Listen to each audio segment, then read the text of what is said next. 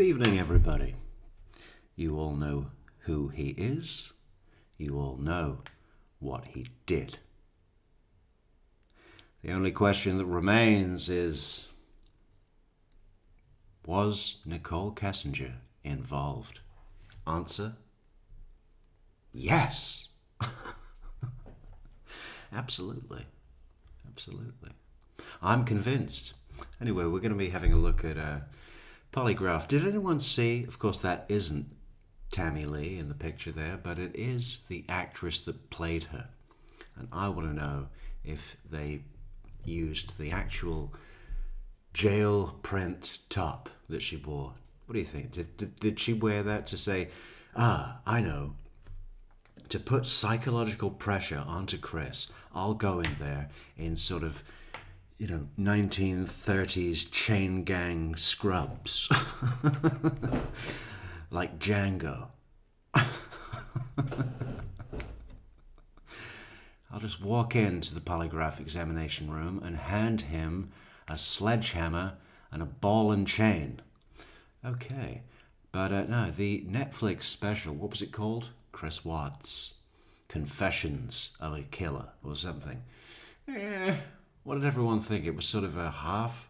Or were there two different ones? Because I'm thinking of the one with the actors playing the roles. The guy that played Chris was pretty good. But what a role to get. Would you even want that role?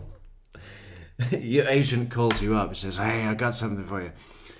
Okay, you're going to play the most hated man in America. Yeah, recent case. The thing is, you look just like him. Yeah, thanks, fuckface. What a role to get. And I think I think he was quite an unknown actor. It was probably like his big leading part, right? His first big role. This guy. Chris Watts, great, thanks. But you know what? The guy that played Chris Watts was actually okay, and some other bits of it were okay, but the worst part of it was when they did the dramatized version of the interrogation with Tammy Lee here, and of course, Graham Coder. I mean, what is it? The dramatized law, whether it's an interrogation room or whatever it is, it's just never as good as real life. And I think it's because the fucking stakes are on the line, right? It's like a chess match for your life. They really play it like chess. Maybe she shouldn't have worn stripes. She should have worn a checkboard. To remind Chris that this is a chess match for his life. And he lost. Playing against two grandmasters. And he thought he was going to come in and just appear to be too nice to be a murderer. And too much of a kind of pushover to ever stand up for himself about anything. How'd that work out, Chris? Still mulling it? Or, no, it brought you to Jesus? Good. Okay. Oh. All right. So, welcome everybody. Spacey Dove, Paula Lauska, Eodora, New York. Oh no, I adore New York. Eodorine. You Orc 1. Daphne 35. Hello to you. And everybody else. Good. So this video is it's fucking great. And you know what's great about it is that the great big details are right there inside the small details. And all of them are good. But it is long, so we might break it up a bit and switch it up a bit and have a look at some, I don't know, how about some Cindy Watts press interview coverage? How about that? Should we look at that?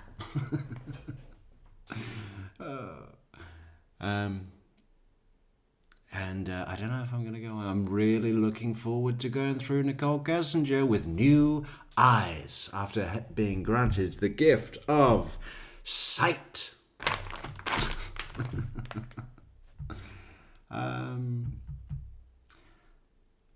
Hang on.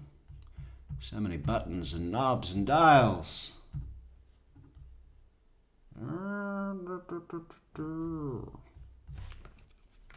We've got it right here.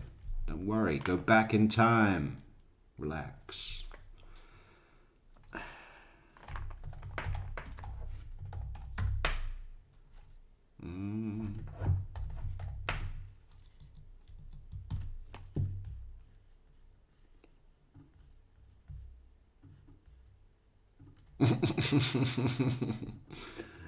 Oh.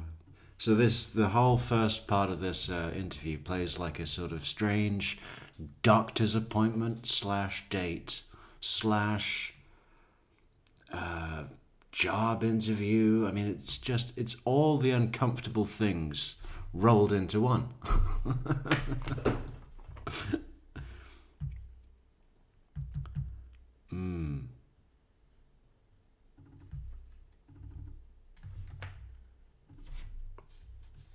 One of the things we were talking about is, as we mentioned yesterday, just knocking out the polygraph. Yeah. Why don't we do that today? Okay. Why don't we do that now? Okay. We'll get that out of the way when you're done. This is Tammy. Did you meet Tammy yesterday? No, this is okay. the only one. This is Tammy. Hi, Chris. How are you? All right. So then when we're done, we'll figure out our game plan that I was talking about today. Okay. Does your dad have availability to use the car if you're going to be here for like an hour or more? Yeah. Hand over the keys. Oh, he can drive. Yeah, yeah. Okay. And I'll go explain to him everything that's going on. Okay. He will know where to go, but Oh, okay. Well, we can. well, the house, he knows how to get to the house, but if Okay. it's not ready, you can't go. Yeah. 6 hours later, Ronnie's still driving round and round the same block. Okay. Does he know how to use GPS on his phone? Or Yeah, but he wouldn't know like. But he's such a motorhead that he'd probably find that quite soothing, right? 6 hours around the same block, just zoning out in his driving meditation. You know where else to go besides my house. Oh, that's true. Because, you know, I mean, I can tell him if he gets to go to my friend's house. If Okay. I'm not sure, like I'd be here Well, I think we should ask them if that's okay first. for an hour or like 4 hours. What would the vibe be like in there? Yeah, Ronnie Watts, go to your friend's house without Chris. We've just had Chris stay the night, which we regretted immediately. But now his dad showed up.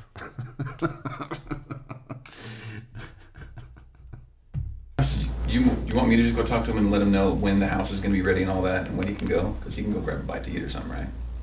Oh yeah, like if there's everything should be open by now around here. So Okay, yeah.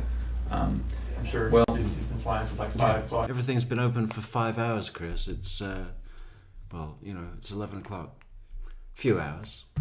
East Coast time, so. Okay, why don't we knock this out? Okay. I think it's the best thing to do to move past all of this.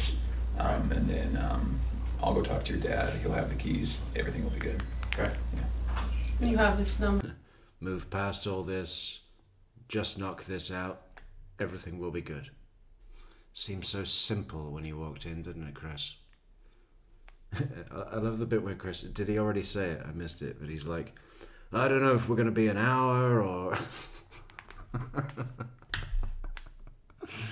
He's probably already thinking about where to take his dad for green chili, right? That little place in Greeley. Number you can call him when you're done. There's like no signal in this place, so That's Oh, yeah. bad, isn't it? That's why I couldn't talk to you earlier. like yeah, it was.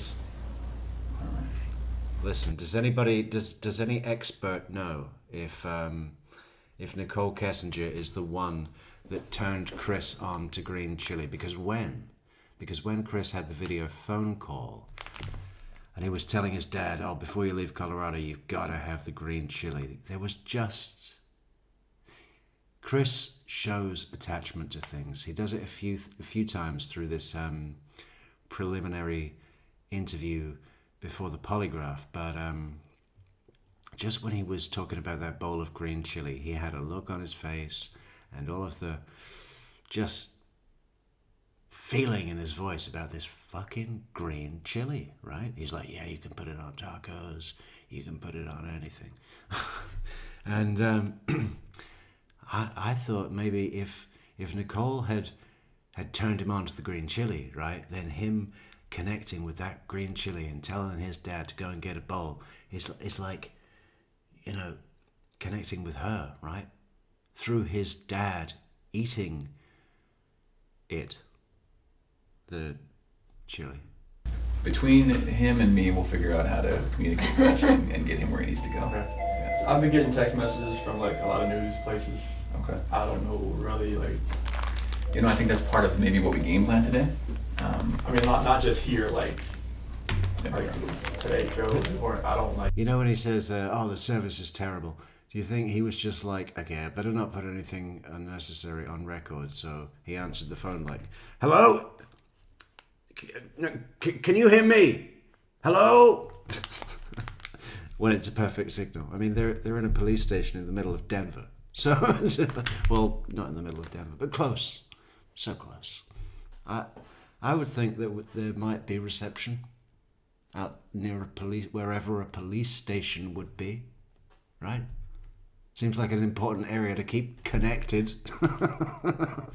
We tried to call 911, but there was no signal.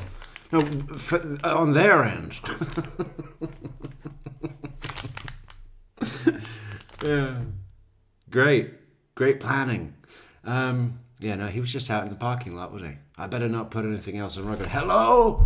No, can you hear me? Hello? Yeah. Well, I think that you certainly can do whatever you need to or want to do. But I think that after we knock this out, we get back to the team and we make a plan. Okay, so I've been getting different like advice, like as far as like her mom said, like if it's a kidnapping, then I would. Knock this out, Chris. Then we get back to the team and we make a plan. Just heavy pressure, isn't it? I mean, sales pressure, I love it. She said not to talk to anybody. Yeah. Constant, So, like, relentless. I'm like torn of what to do. Well, I Her think, mom told you not to talk? Yeah, her mom's saying, because she was advised by someone, like police or a detective there, that like if he talks to the media, it might. Oh, to the media, okay. Yeah, we don't give a shit about Oh, no, I was like- no, like, just. No, what happened was Sandy Rusek saw you on the news and thought you looked like a psycho. And she always thought that a bit anyway, so it didn't mean that she thought you were guilty, but she just, you know, she didn't want everyone to know back home that you are her son-in-law. I wouldn't do any more interviews, Chris. No, just, you know, the media, when they get a hold of something, don't go on TV. My neighbors saw that, Chris. Media in general, like, Yeah. it's gone. I mean, today's show, Good Morning America, is trying to get a hold of me, my parents, friends. So Sometimes we release details that, you know, maybe the public They want doesn't details know. from me. I know, so And that's that's why. why I'm like, it I don't gets- want to impede with what's going on here and put the things out, because I've watched enough shows that say like, all right, don't put things out there before the police. put because things then you out don't there. know if You someone haven't really knows watched or if enough it's just shows. Not by a long way, Chris. Mhm. You know. You seem to be a big Aladdin fan, though. Duplicated. Well, let's do this. I think while you're doing this, it's going to be completely okay to ignore your phone and the media and everyone, right? Right. So let's get this out of the way. In fact, we'll take your phone now. You know, for the test. I think it'll really clear your mind a little bit, right? All right. So why don't we put a halt on the phone, on texting people, on Good Morning America, all those stuff. I haven't responded to any of them. Let's Only focus just my on friends. this. Yeah. Let's focus on this. Let's knock it out, and then let's talk. Okay. All right? All right. All right. And You guys Grandma, good? you'll come in, I'll go get you when we're done. Yeah, okay, cool. Yeah, Yeah. okay. Okay. Thanks. I'm going to have a seat right here, Chris. Sit on this? Yep, I know, I'll explain what that is here in a little bit, Yeah. but you don't have to worry, it's not on or anything right now, it's not gonna buzz you or anything. I've never done this before. I know, a lot of people haven't had polygraphs before, it's not like a normal thing that people go through. A lot of people, like, obviously in law enforcement and places like that, they have to go through polygraphs for their job, but other than that, most people never take a polygraph in their entire life, so. Yes, I have like no idea like what to expect, honestly. I've never done a polygraph before.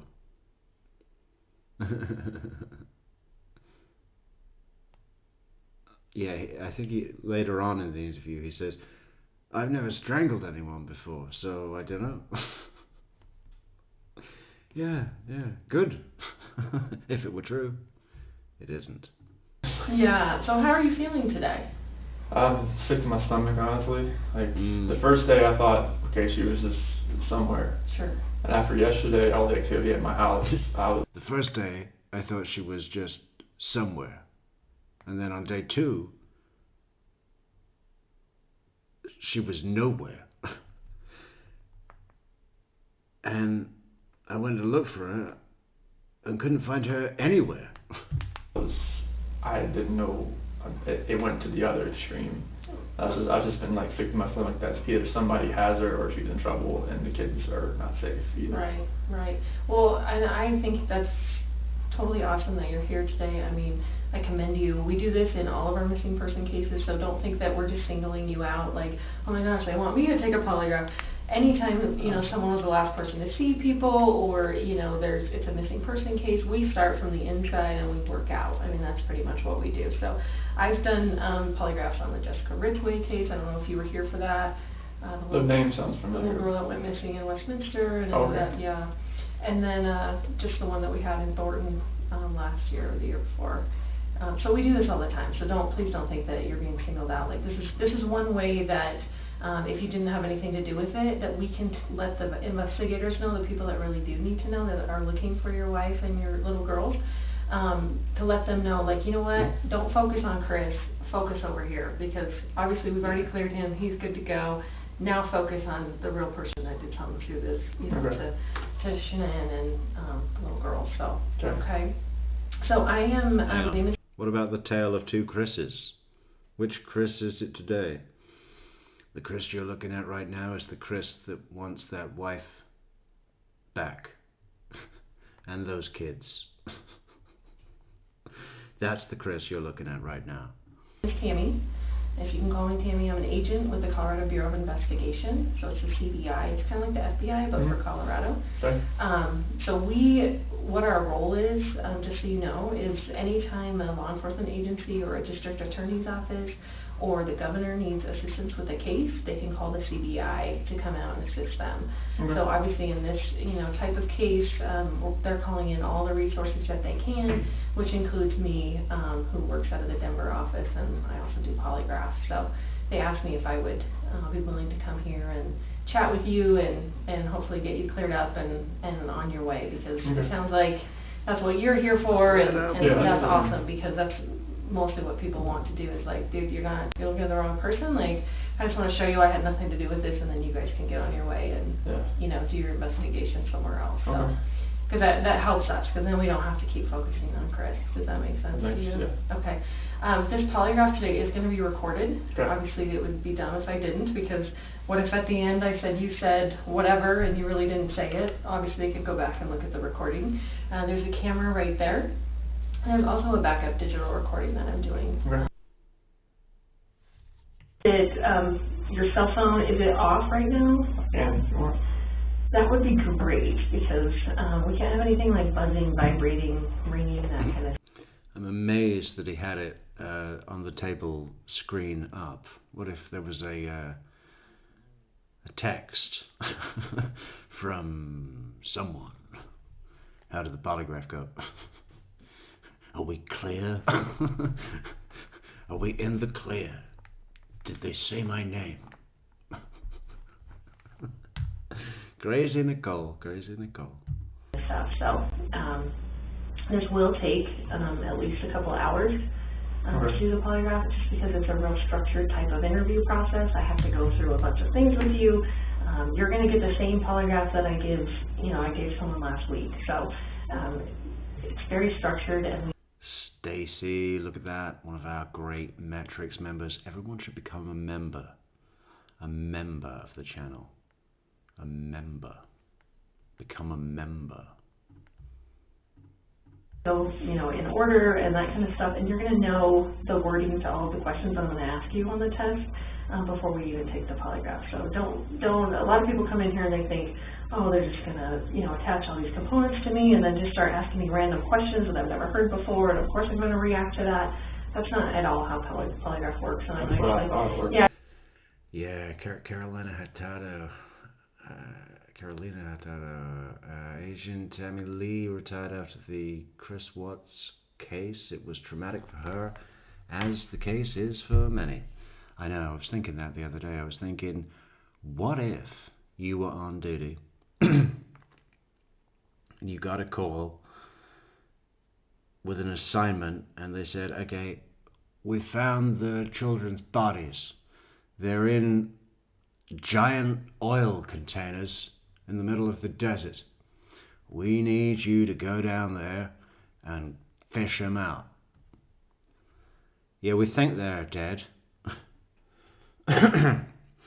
And they're going to be full of oil.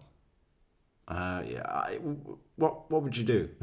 Would you just say, I'm done. Keep everything in my locker. I'm not coming back. I don't even want my last check. Fuck you. I mean, what a job to do. What a job to do. Horrible job. And there's this, where I put the trash, here in the street, there's a big trash in the floor under the ground, right? And then you open the hatch at the top and you put it in the thing, and it's about the same size. Well, no, it's a lot bigger than the but just the act of dropping something into this thing, every time I do it now, I think it's one of Bella or Cece. It's horrible. It's another reason we should move soon. You're actually going to probably know more about polygraphs than anyone before you leave here today, just because I explain everything to you and how everything works, okay? Obviously, you're probably nervous about taking today's test. Honestly, I would think something is wrong with you if you weren't nervous about coming in here to take a polygraph. Yeah. Even if people are like, I don't have anything to hide, it is nerve-wracking. And I have taken tons of polygraphs, obviously, in my training. I went to 10 weeks for training. I've been a polygrapher for about 5 years.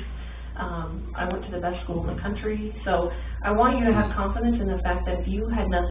Is any of that true, Tammy? Or is that just what the first thing to remember is on the 10-minute online course? You can't train what she does. You're either born with it or you're never gonna have it. She's a natural. Nothing to do with this disappearance. Like, we're going to find that out today, okay? I have the best training that they offer in the United States. We use the most validated testing, the way I'm going to ask you the questions. So believe me, if you had nothing to do with this, I will be able to show them that today, okay? So that should give you some confidence that... Yeah, I'll be able to do that, Chris, with science. Science is on our side, Chris. This is how, you're going to be clear today if you had nothing to do with it, okay?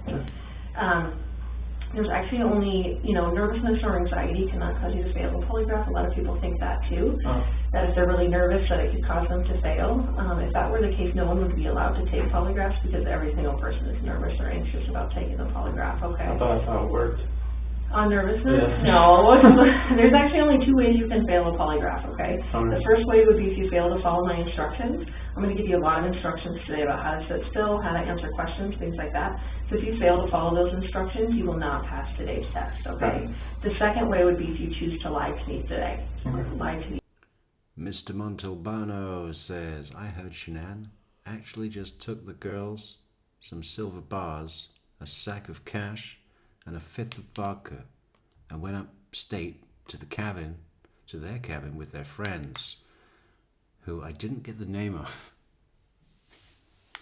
White Lake, the parade.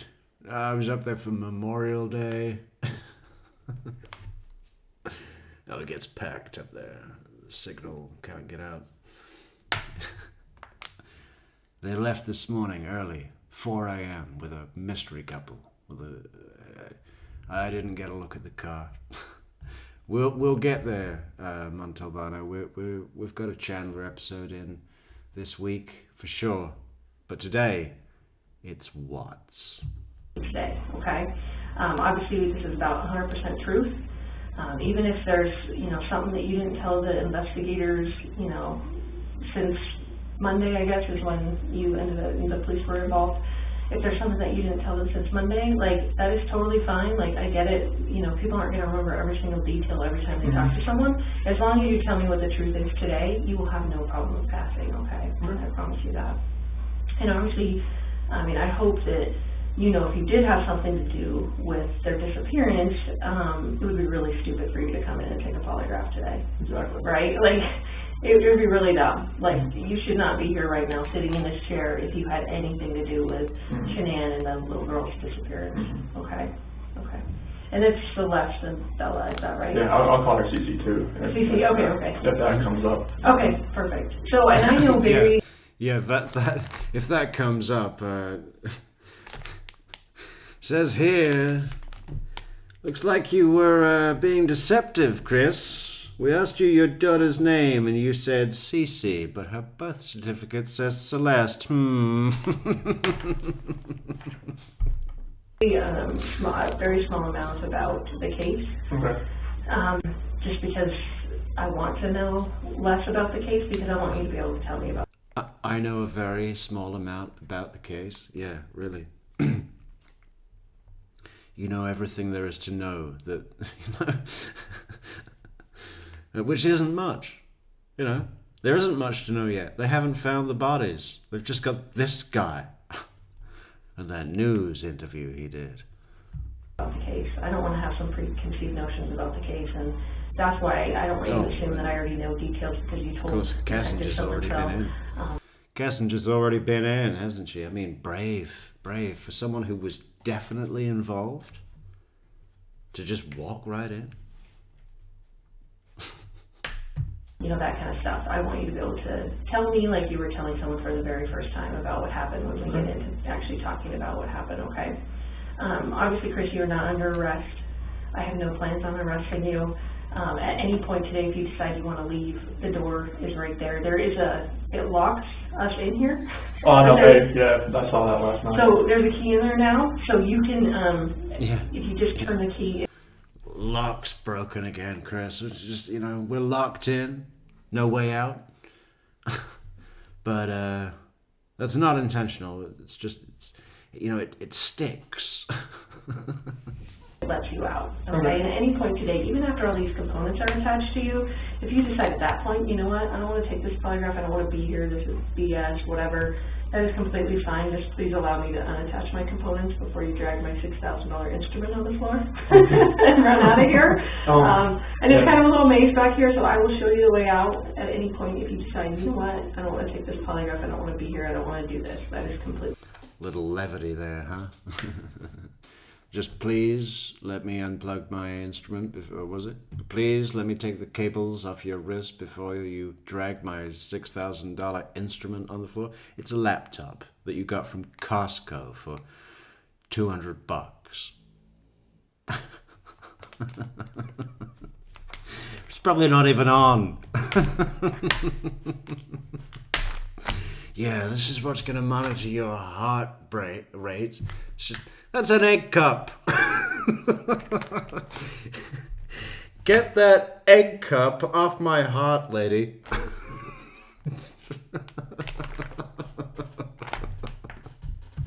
Fine. The door does have to be shut for privacy just because noise does affect the polygraph. And I will read you your... Listen, Chris, even when the locksmith gets here and unsticks our sticky door, the door will need to be shut for privacy because I'm a woman. Today, and that's just because the polygraph components are pretty restrictive. They go around your chest and stuff, and you may feel at some point that you're not free to leave, but like I said before, at any point I will unattach all the components and show you the way out if you decide, even in the middle of the polygraph, if you don't want to continue to take it, okay? So, does that make sense to you? Yes. Okay. So I'm going to give you kind of a roadmap of where we're going to go today, just so you know what to expect and that kind of stuff, okay? So we're going to first start by going over a rights and consent form, and that's that Miranda rights form, I'm sure you've heard of it. Mhm. You know, you hear it on TV shows constantly. Most kids can recite their Miranda rights. We're going to go over that, and again, it's just so that you know you're free to leave and that you're not under arrest, okay? And then we're going to do a consent form, and that's just something that's required by my bosses to say that you're actually consenting to the CBI doing a polygraph on you, okay? After that, we do a biographical and a medical form, and that's basically to make sure that you're a suitable subject to take the actual polygraph. I want to make sure that you didn't smoke, 10 bowls of weed, the night before. I wish that didn't normally happen, but a lot of people smoke drugs before they come in here because they're really nervous and they're trying to calm themselves down. Some people take a lot of medication. Some people hear voices. All of those things are things that I cannot... She's going over all of the things that he might have done, right? Conduct a polygraph on someone if they have those things going on. So I just need to make sure that none of that stuff is affecting you. You seem very lucid, you're talking to me, you're making sense, you're not jittery, you're not moving around, that kind of stuff. So I don't think we're... Making sense. Did you see him in the parking lot when he was going, "Hello? Can you hear me?"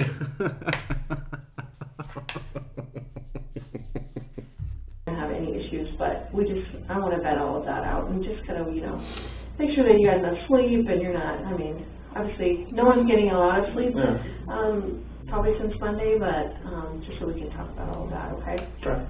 And then after that, we're going to discuss the issue of why you're here. Okay, I want to know everything you know, and again, I don't want you to assume that I already know something. I want you to kind of start from the beginning and like telling someone, maybe, a friend that you hadn't talked to since any of this has happened, and you're basically having to relay all of the details of exactly what happened. What I was saying yesterday about the grandmother, about how Chris had always had another woman in his life, right? That was a pattern. Because after school, he would go to his grandmother's. It sounds like they were really close. She'd make all the good goulash and the bratwurst, He'd go there and be with her because that was better than being with his mother, right? His grandmother was the other woman. And she died. She died quite recently before all of this happened. Which is interesting, isn't it? Those sorts of events do affect some people and make them do crazy, out of character things. Blame Granny. And with Shanann and the girls, okay? And then after that, we're actually going to take a bathroom break. I'm going to let you take a break. You can use the bathroom, get something to drink. That water there is for you if you need that at any point today. And then you're going to come back in here. I'm going to explain to you how and why the polygraph works. Again, you're probably going to know more about polygraph than you even care to know before you leave here. I'm going to explain how it works, and then we're going to go over the questions that are going to be on the test. And like I said before, you're going to know the words to every single question. So it's not that, and we're going to discuss that even before we even take the polygraph, like what those questions mean, and just so you are completely clear in your mind when Tammy asked me this question, this is exactly what she means, this is exactly what she's asking, and this is the answer that I have for that question. Mm-hmm. So we're going to go over those. I let you practice answering them like 2 or 3 times, and then we'll go through them repeatedly if you need me to go over them 4 or 5 times, just, before we actually take the test. I'm more than happy to do that too. I want you very comfortable with the questions and that you know what they mean and how you're going to answer them, okay? After that, we're going to go, we're actually going to do a practice test. And again, that just lets me know that you're a suitable subject to take the actual polygraph. And then after that, we actually get into the actual testing. So that's why it takes a long time, is because there is a pretty big process that goes along with it. Okay. Yeah. So did you, you're not working today, right? No. Do you have a date that you're going back to work? Not at the moment. No. How long have you worked for Anadarko? January 2015. So, About 3.5 years, almost. yeah. Do you like it there? Oh, yeah. Yeah, I worked for Covenant testing technologies before that. What is And that?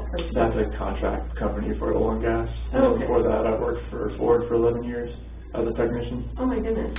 So does that translate into No, well, darker stuff? it's mechanical. I mean, like, I like to fix things. And when I moved out here, I worked at Longmont Ford. Okay. And I moved up pretty fast there, but I hit that like kind of plateau that kind of just like I couldn't go, it got stagnant. And I was having this carpal tunnel syndrome in both my hands, and I mean it was bad. Like I was doing this like all day, you know, like it was bad. Yeah. So- You still have that? I don't even know. Can you get rid of carpal tunnel? Oh, like it was just the onset of it. Like Oh. it wasn't like full on I need to have surgery type thing, but like now it's so much better. Like I don't have to, it doesn't have the pain. Like there's a lot of mechanical things you do in oil and gas, but it's not as repetitive as the car industry is. So are you, excuse my language, are you a worker bee or are you like a boss guy? A little bit of both. Okay. Yeah. You're getting your hands dirty too? Oh yeah. Oh yeah. Yeah, like I'm a field coordinator right now for the area. Yeah. I have Please, excuse my language. Are you a worker bee? You a pathetic little fucking worker bee swarming around the hive? Excuse my language. Don't want to offend you now. 6 route operators and 2 rover operators. So that's what I'm kind of just over them right now, and we kind of game plan, like we look on the computer on our well summary screen and kind of go from there to see what kind of problems we might have throughout the day. Sure. And just kind of like, all right, this is what we need to do. You go here, there. And Okay. got everybody's doing kind of middle part of the day, and everybody needs help, and try to get everybody checked out by like 3:30 or something like that. Oh, that's nice. But don't you go to work pretty early? Yeah, we start for like 6:30, somewhere around there. So. That's super early. Oh yeah, you have to get there early. You just never know what could happen. So. That's true. That is true. So do you have an ID on you, Chris, that I could see? So I have, the biographical form has some, like, driver's license numbers and that kind of stuff, so I'll just keep this just for a second till I do the other form. Are you named after anyone? No. No? My middle name's just my dad's middle name, but other than that, no. Okay.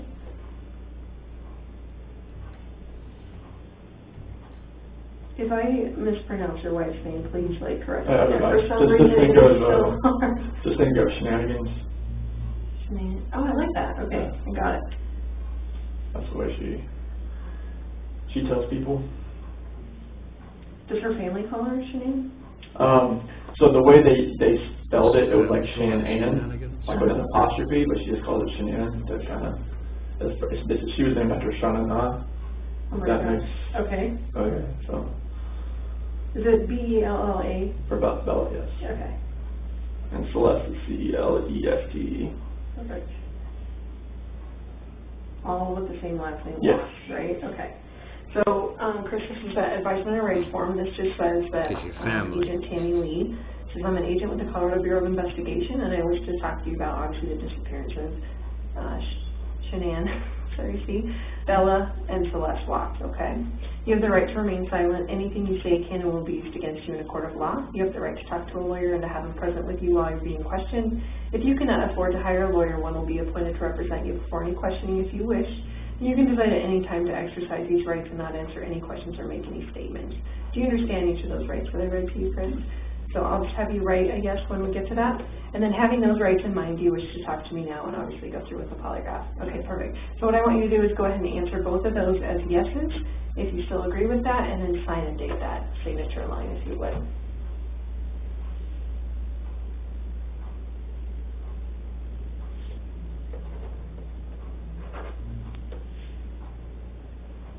Have you always been a Tar Heels fan? Yes. 15th? It is, yeah. My son is like a huge Tar Heels fan, and I don't even know why he likes them, but maybe because of the Nuggets stuck, I don't know. Well, it's convenient, Carl isn't he used to coach here too, and he was a Carolina guy. Oh, he was? Yeah. I didn't know that. Yeah. Do you Tammy throws in a couple of these impossible to prove. No need to even bother looking into convenient coincidences, right? Commonalities, little throwaway statements. Oh, my son is a huge Tar Heels fan. And I don't even know why. because we've never been to North Carolina.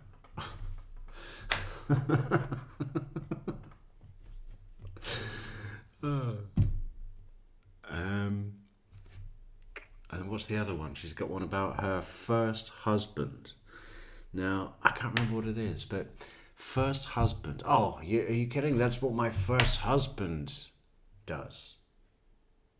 That's because if she said my husband, you could actually look into that. You could verify. There would be ways to do that. But if you say first husband, who's to say there even was a first husband? Or a prior husband? Maybe her current husband is her first husband. Right? No one's going to go digging into that. It's impossible to prove. Go to any, do the Nuggets play here in North Carolina? Oh no, North Carolina is at the college. Oh, college. Oh my gosh, I'm sorry. Sorry. You're right. Yeah. Okay. I'm getting all my teams mixed up. You're right. Did you go to college then? No, I wish I did. You That was wish? nice. Yeah. Well, where did you go to college? I went to NASCAR Tech in North Carolina as well. NASCAR is the name of it? Man, it was a mechanical school. Oh, really? Yeah. Very cool. It focused on regular automotive and then the NASCAR. Sounds like a good one. Is it a really good school?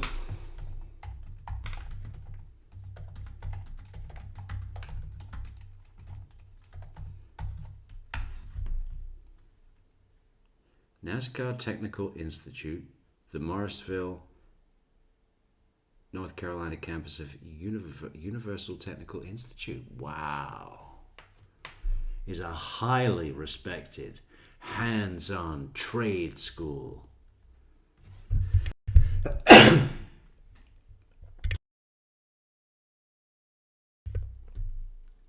Sorry, there was some confusion with the mute button. I pressed it twice and then sneezed.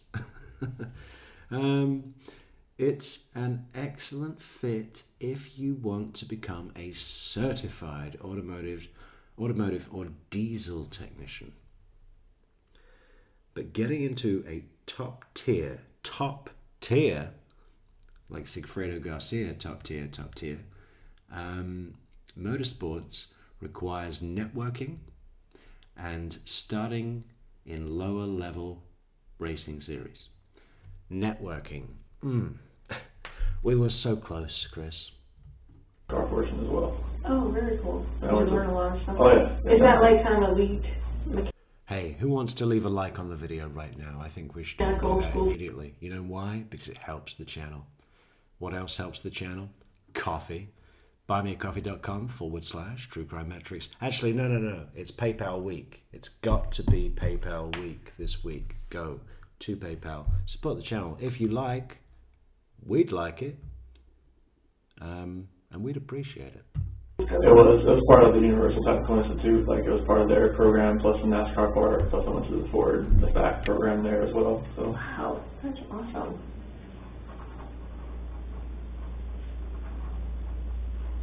Do you have any other nicknames or anything that people call you? it's Chris. Just Chris. It's some like just random one. Yeah, I bet there's a few he doesn't know about.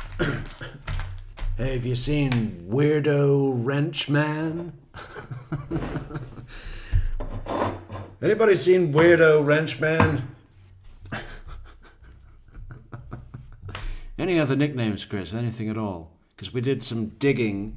Does the alias Weirdo Wrench Man ring any bells?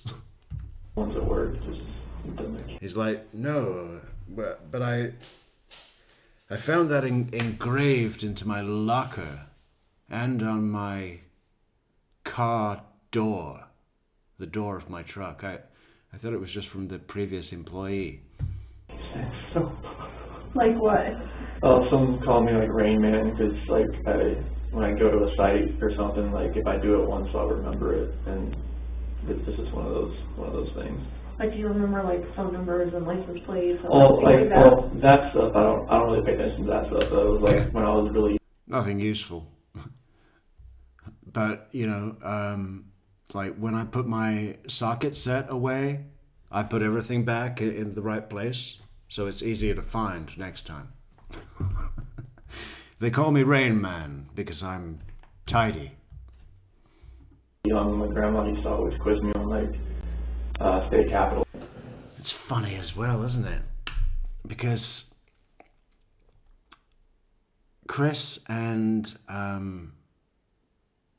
Nicole Kessinger had this thing about the rain, right?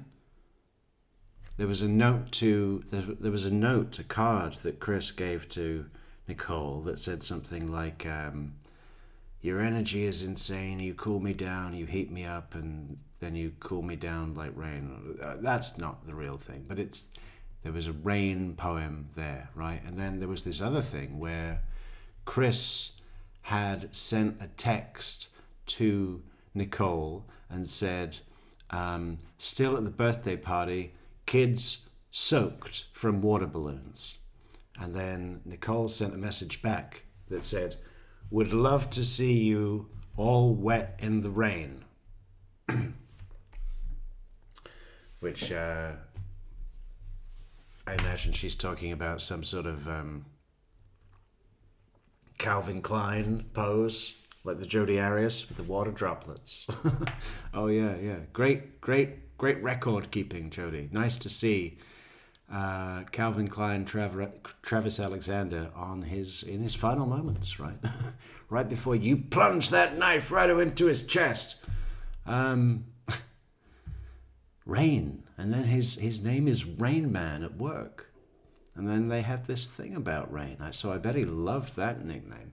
She called him Rain Man, right? I don't know that, but I'm thinking.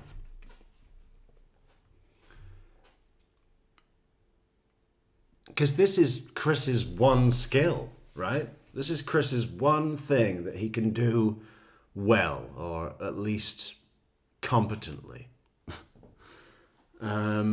is mechanics. So I imagine that he would have bragged about it a little bit, or made a comment, to Nicole. Oh, yeah.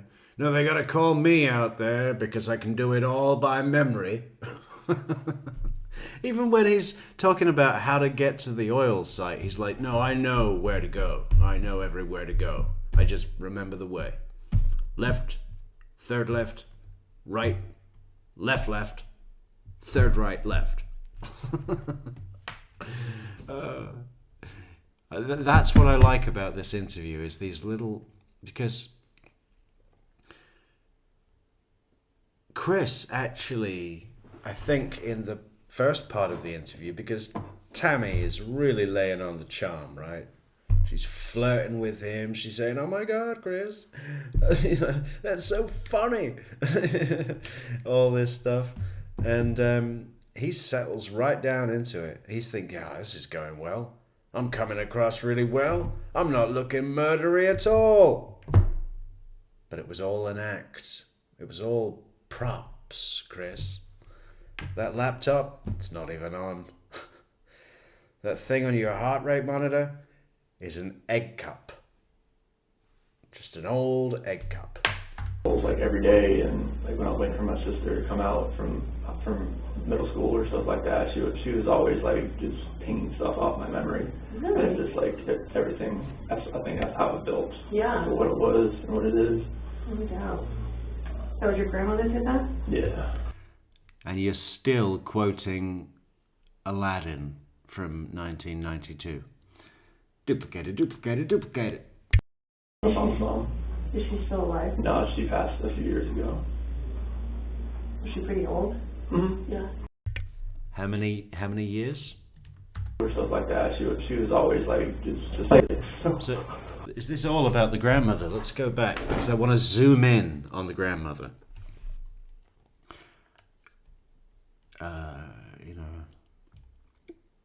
Because was that a trigger? When did she die? Because they were close.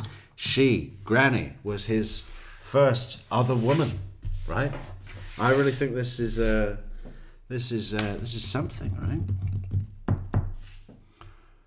Chris always had a place other than home to go, where he didn't have to be hassled by whatever woman was in that primary home of his.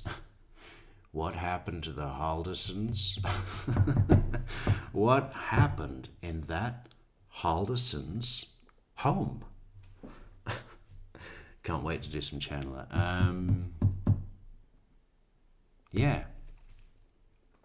Whether it was his mother or his wife, whatever primary home he was in, there was a woman in there that busted his ass. That provided an environment where he felt forced to just say yes. Right? Wasn't like that at Granny's house, was it, Chris? With the goulash and the bratwurst.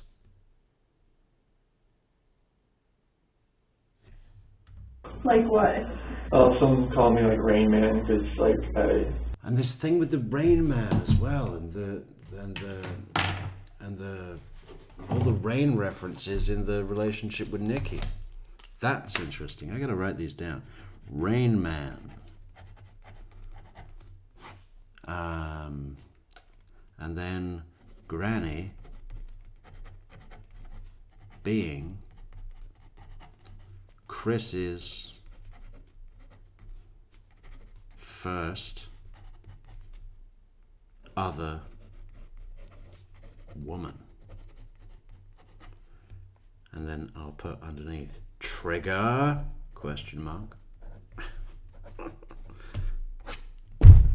Good.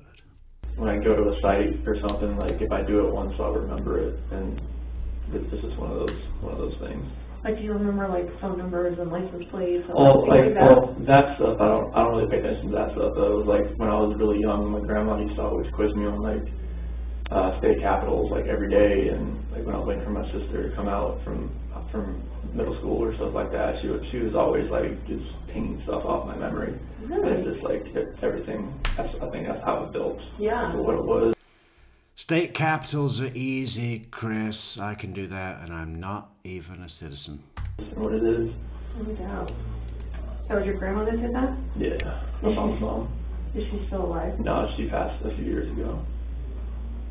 Was she pretty old? Mm-hmm. Yeah. Yeah, she was. Lived a good life? Yeah, she was. Good. Did he say a few years? My mom's mom. Is she still alive? No, she passed a few years ago. A few years. Was she pretty old? Mm-hmm. Yeah. Yeah, she was. Lived a good life? Yeah, she was. Good. Were you close with your grandparents? Yeah, I went over to her house every afternoon after school and helped her out, Nice. being outside, stuff on the inside, and she always cooked me lunch, some German food, kernels and goulash, schnitzel, all kinds of stuff like that. My first husband was German, so we had German sausage and rice all the time, and then just their German food is just Mm-hmm. Was he?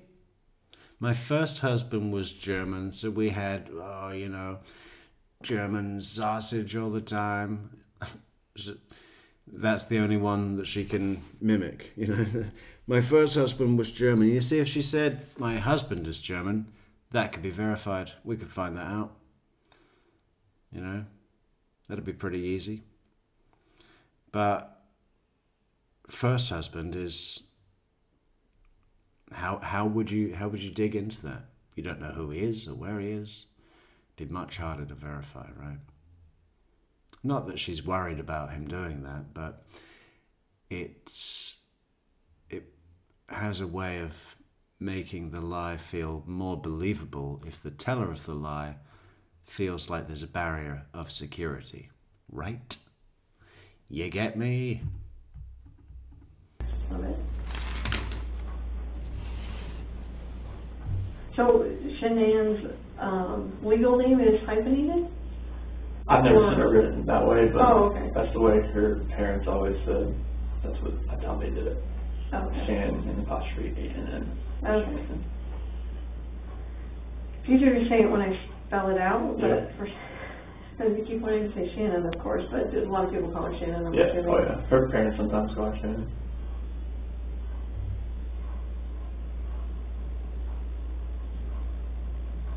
Have you talked to her parents at all? Mhm. Yeah, are they being pretty decent and good? Are they coming here?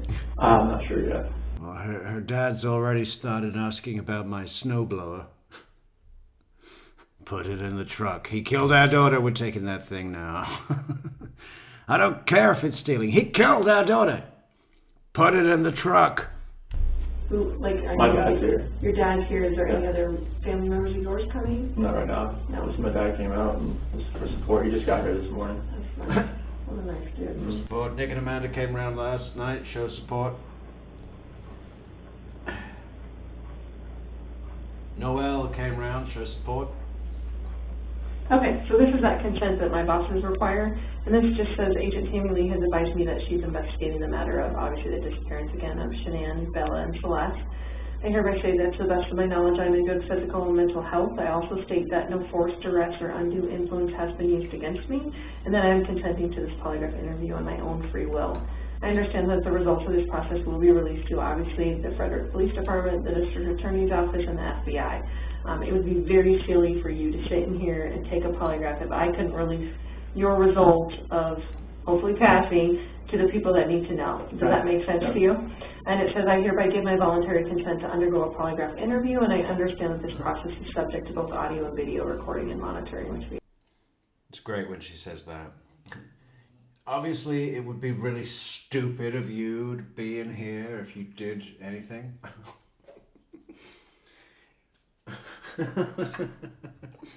You should not be sitting in here if you had anything to do with the murders. We had already talked about, okay. So if you agree with that consent, you can just sign and date it.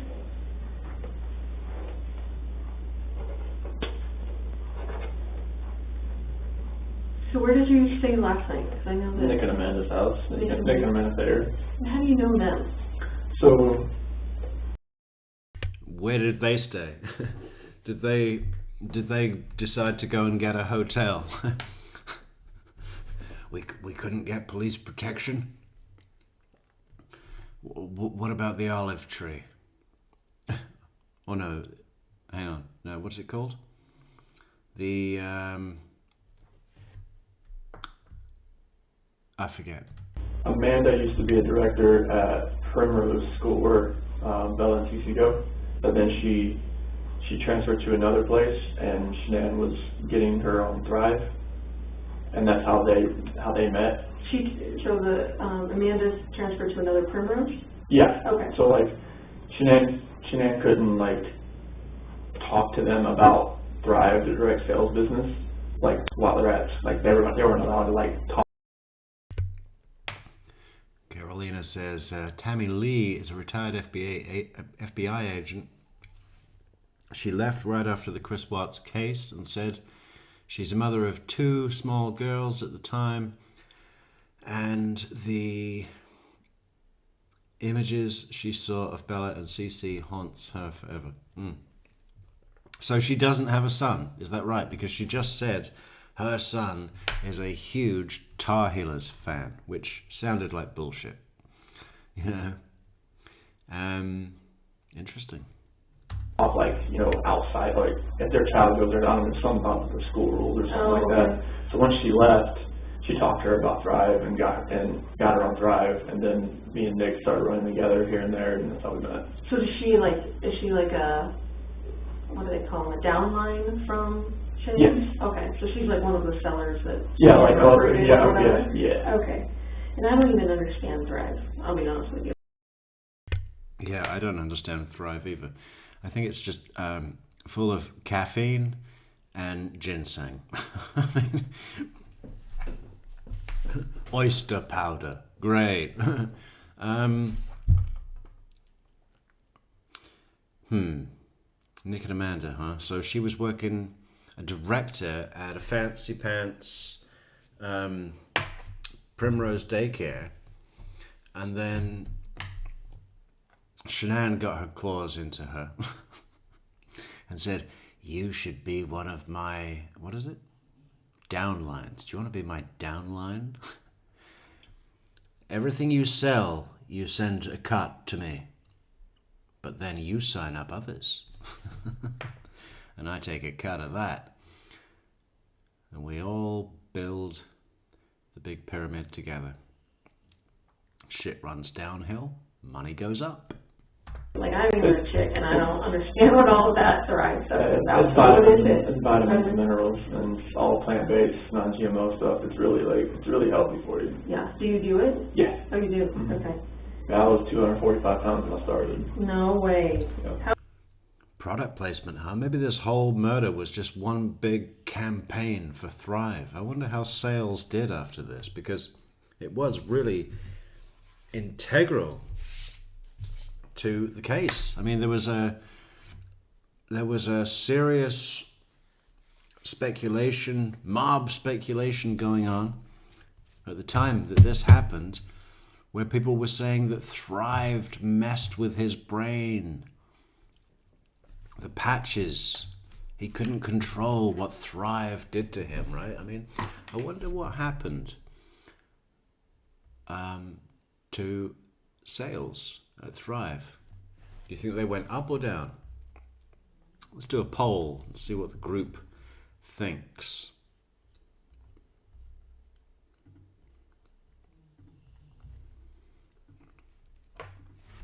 How did the case affect Thrive? Sales. Sales went up.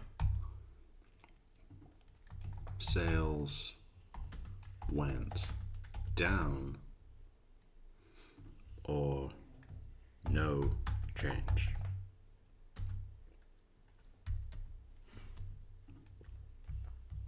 Vote in the poll, please. Please, so we can gather information and come to a collective, right, group decision, group thinking, consensus. How long ago was that? 2016. Wow. I've been doing it for a while. Oh my gosh. So, I think the only thing I know about Thrive is like patches or something. Is that what that is? Well, it's 3 steps. You have like vitamins. You have 2 capsules you take when you wake up, 2 pills. Okay. And then you take a shake with water and throw on a patch. You have a patch on right now? No. Oh, I want to see what a patch looks like. It's just like a little square piece that just kind of goes on your skin, and it's like, it absorbs, like it opens like up your pores a little bit, and the vitamins kind of absorb like through your skin, like time release throughout the day. Like, can you tell you feel better when you have the patch on? Mm-hmm. Really? Yeah. That's very good. How much are patches? Just the patches themselves. Or are you supposed to do this in combination with all the other The stuff? 3 steps. Okay. That's what I call it, the 3 steps. But like, I feel like you could sell it. I feel like you know enough about it. You could sell it. She has me on the as like I signed up underneath her. Oh, okay. So like, you know, I'm part of her team. Oh, okay. But she kind of runs that part of it because she knows like I'm not the type of seller. I'm not a seller. Yeah. I don't like. You're not a salesman. Yeah, like I would like say too much. She says about the product. Instead of, Like sometimes it's not so great because of this, or. Yeah, it's like I would just give out like too much information about the product instead of just having like them call her. Do you sell it to any of the people that you work with? There's one person that I work with that uses it. Who is that? Troy. Troy. Yeah, he I works. think I heard that name. Troy McCoy or Yeah. something. That's Mhm. a funny name. Yeah, we call him the real McCoy. The real McCoy. Everyone's like, it sounds like actually me. The real McCoy with one of those little pink patches on his arm. Troy McCoy. That's super cute. So he works for you, is that right? He works with me. He's are you the guys other field equal? coordinator. Oh, okay. Yeah, he's got a lot more experience than I do. He worked in Kansas before he came here. Kind of shows you the ropes. Yeah, he showed me a lot about different things, and I picked up a few things that he didn't know, and just kind of like, we worked together pretty well. Nice. Is this the correct address for you? Yeah, it actually should be that.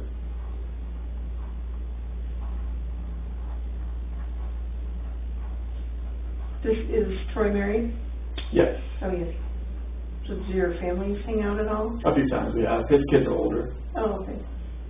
Like how old are they? like 11, 10, 8, and 7, Oh, okay. somewhere around there. There's 4 kids?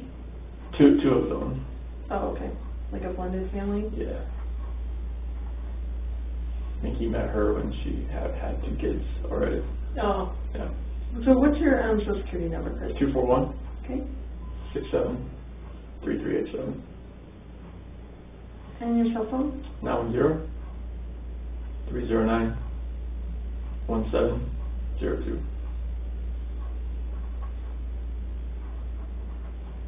And what's your date of birth? 5/16/85. How old does that make you today? 33. 5/16, huh? I didn't know it was that date. 5/16, Chris Wants.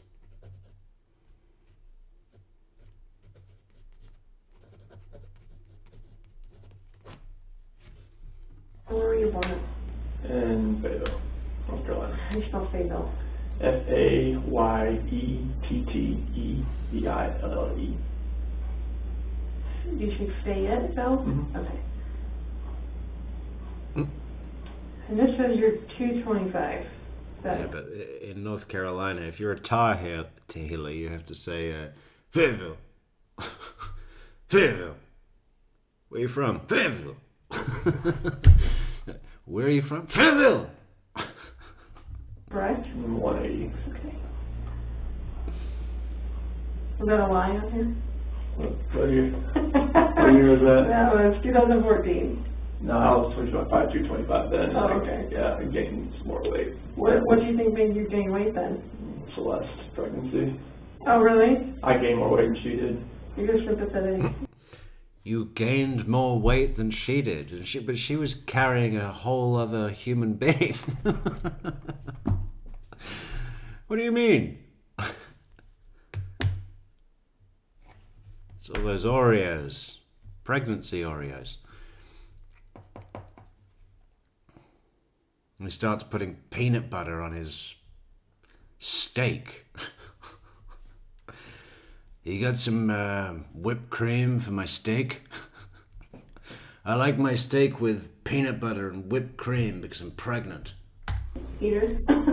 When I went and got her Oreos, I ate a few on the way upstairs. I'm not gonna lie. That happened a lot.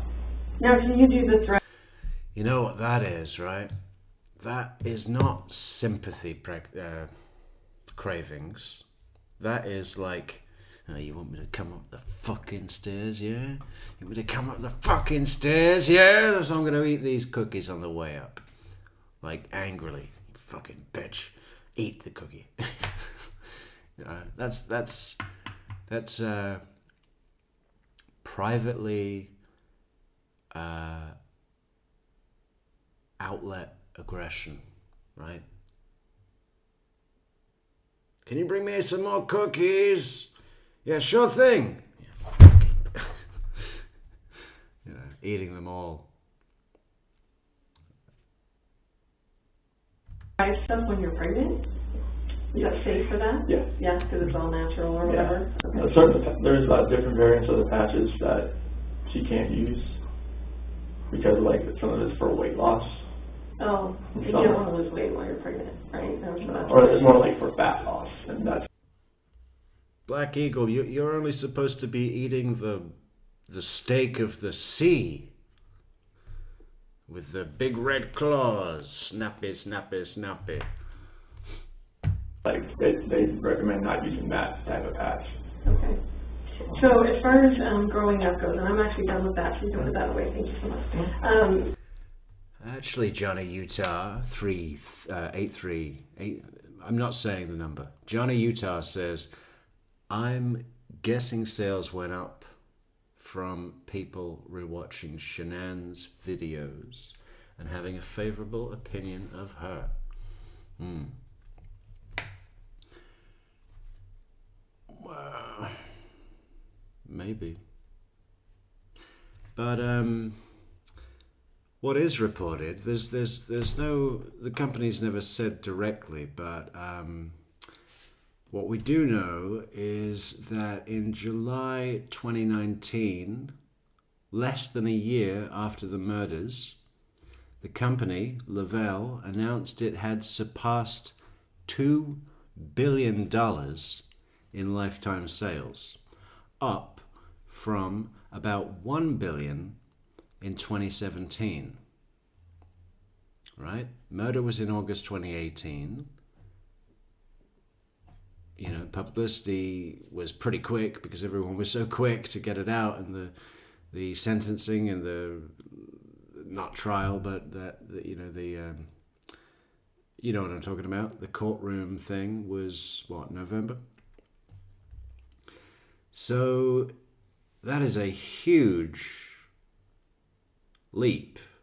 How long have they been trading before then? Because if their total turnover was $1 billion in 2017,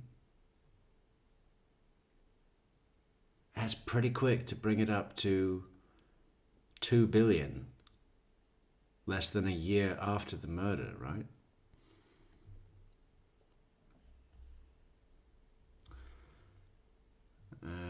The company has never publicly attributed any sales decline or business disruption to the Watts case, and there are no independent financial reports showing any measurable impact. As a privately held company, Lavelle does not publish detailed quarterly revenue figures that would allow analysts to isolate any effect. I bet we can have a go. I bet we can have a good go.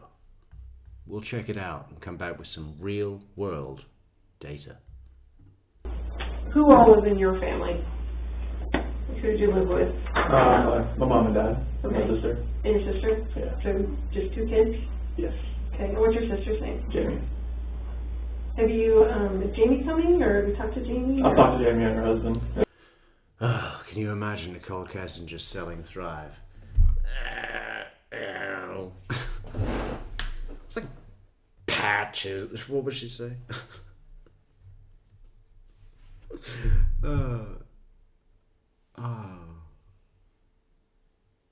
Yeah, it would be such a foreign imagination that I can't even think of it. Yeah. Yeah. How old is Jamie? So she'll be 40 this year. Okay. She's 39 right now. Okay. So she's a little, Yeah, she's 7 years older than me. yeah. So you were at home by yourself for a little while, huh? Yeah, we didn't really get close until I got like older because that was such a big age discrepancy. Mm-hmm. So you get along with her well now? Oh, yeah. and her- Can you believe that Chris is only 33 there, huh? I mean, he looks 43, doesn't he? husband? Do they have kids? 2, 2 kids? Yep. How old are their kids? 10 and 7. 10 and 7. Do you get to see them very often? Or? I just saw them like when I was in North Carolina. Oh, you did? Yep. Nice. When were you Yeah. in North Carolina? Did they get to see your kids, Chris? It was For the last time? August 1st to the 7th. Nice. And how far did you get in school? So I graduated from high school and I got through the NASCAR Tech program. Nice. So you got a GED or an actual diploma? So it's like a certificate, I guess. It's not really a diploma because it doesn't have like English, math, science there. It's just strictly like mechanical. No, but through high school. Oh yeah, I got a diploma. You got a diploma? Oh yeah, Okay. definitely. And then you got a, I'm sorry, Like a certificate from NASCAR Tech that I completed their programs. Like, I guess it can't be a degree without, you know, like English, math, and science and stuff like that. Did you always know that that's what you wanted to do, was the car stuff? It was, if I could go back, like, I'd probably just use that more of like a hobby. Mm-hmm. And maybe like dive more into the technology part of it, like, because we had like an Academy of Applied Technology when I was there. Mm-hmm. In the high school I was in, maybe go into more of the computer programming part of it. So are you like a pretty techie guy? Not I would say techie, but I understand like numbers and math a lot. Like that's like with working on these wells, like there's a lot of programming, a lot of setting up these wells to make them run, and like using the numbers, the pressures to optimize the wells is something. You already lost me, like I do that's- that job. that's No, why- I cannot do that job. That's why I helped Troy. Like he knows more of like the stuff that was like 10 years ago type of thing, and I know more about. I've kind of like grasped some more of the stuff that's happening right now. Sure. And that's how like we kind of like work together. He's like, if he has to work on a pumping unit, like, all right, I'll help. You You got this. if I get working on like a normal well and setting it up, he's just like, here you go. Mm-hmm. Like, I will just watch. But does that translate into like my husband is a techie guy in our family, so like he sets up all our routers, like when I get a new phone, he sets up my phone for me just because he has that brain that I don't have as far as being a techie person. So are you kind of that person in your family? Yeah, I do that. I can do that kind of stuff. I can't like do code or anything like Right. that. But You're not writing computer code. no, I can't. 0101. That's all that kind of stuff. Right. Okay. Awesome. So in your job now, like, what is your title? So, what are you talking about, Chris? What do you mean? I thought you said you were Rain Man. You can't do code? So he's just literally talking about using software that's largely automated anyway.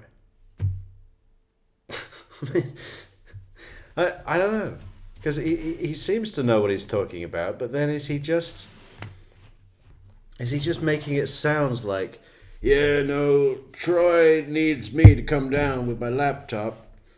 It's probably just because Troy doesn't have a laptop. If he had one, he wouldn't need you. No, Troy calls me the Rain Man and tells me where to go with the wells, because I need to make those wells run right. Because I'm the Rain Man. I rain into the well and we collect the water. And you've done that for 3.5 years or whatever? So I was an operator. Oh. Like, well, it's the same. Like, you're an operator. You're operating oil and gas locations. Just a little different. I was an operator, and then I was an operator but / rover. Like, I would go around helping people. And now I've went up to field coordinator. It's like, now I just kind of like tell people, like, this is where we need to go, and like, we need help, let's go there. So when did you actually get promoted to that? When one of our other field coordinators, he went to a different group, the HG Ops group, and our other field coordinator had to go down to Texas to help. So me and Troy got elevated up. So that's what happened. Okay. We were just kind of backfilling. We didn't know like if it was permanent or not, Mm-hmm. and it turned out to be permanent. So. Wow, that's awesome.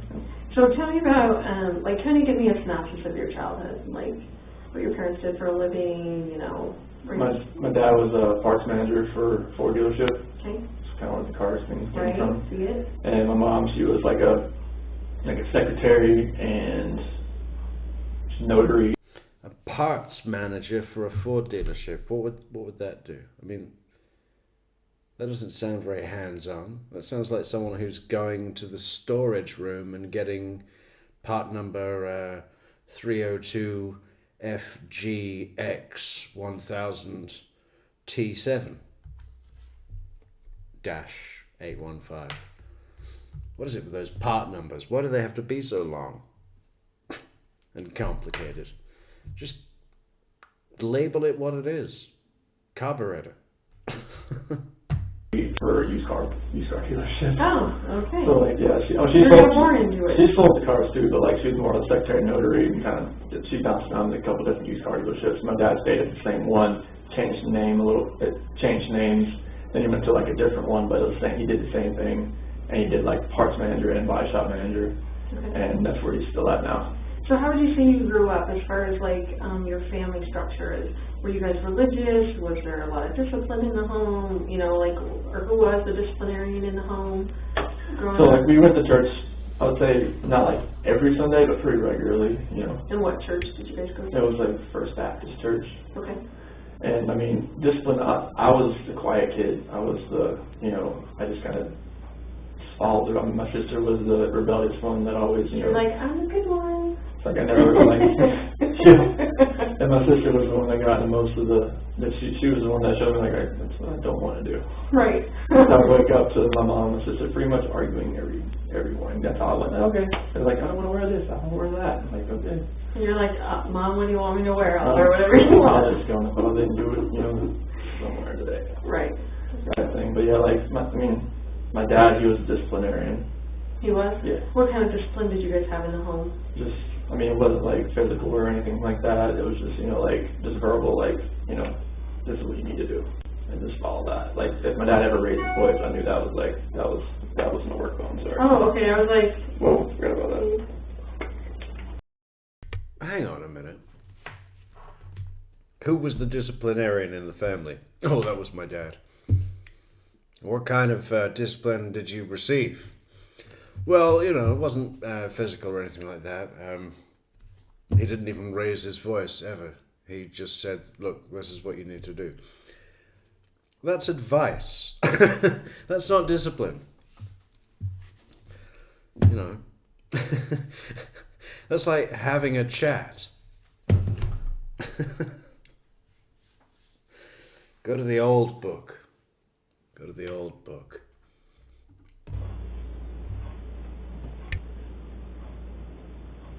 I'm doing kind of now. I'm not in the middle of the text. No, you're good. You're good. I have 2 phones too, and it's hard to keep track of them. So. Yeah, my work phone's are. I'm glad I did that. Yeah. Okay, so you said your dad was a disciplinarian, but he just. I mean, it was verbal, like, cause like if the raised voice, I knew something was like okay, that's okay.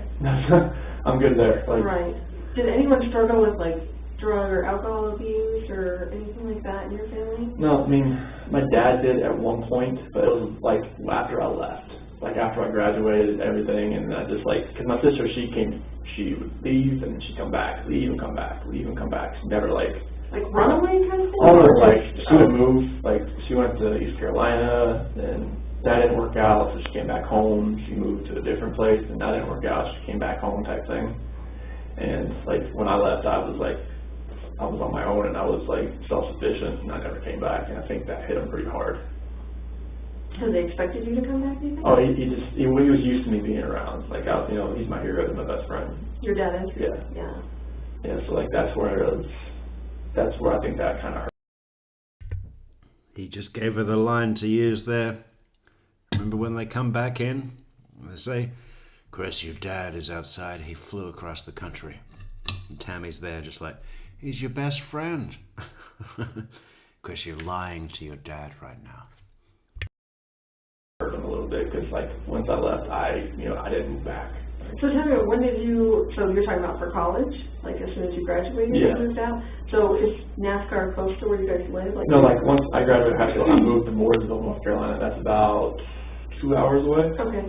And that's where I lived. I never moved back. I mean, I came back to visit, but I never moved back. Okay. So you go to college, is it a 4-year college, 2-year college? And that program I finished in 52 weeks. So it was like a year and a half, almost 2.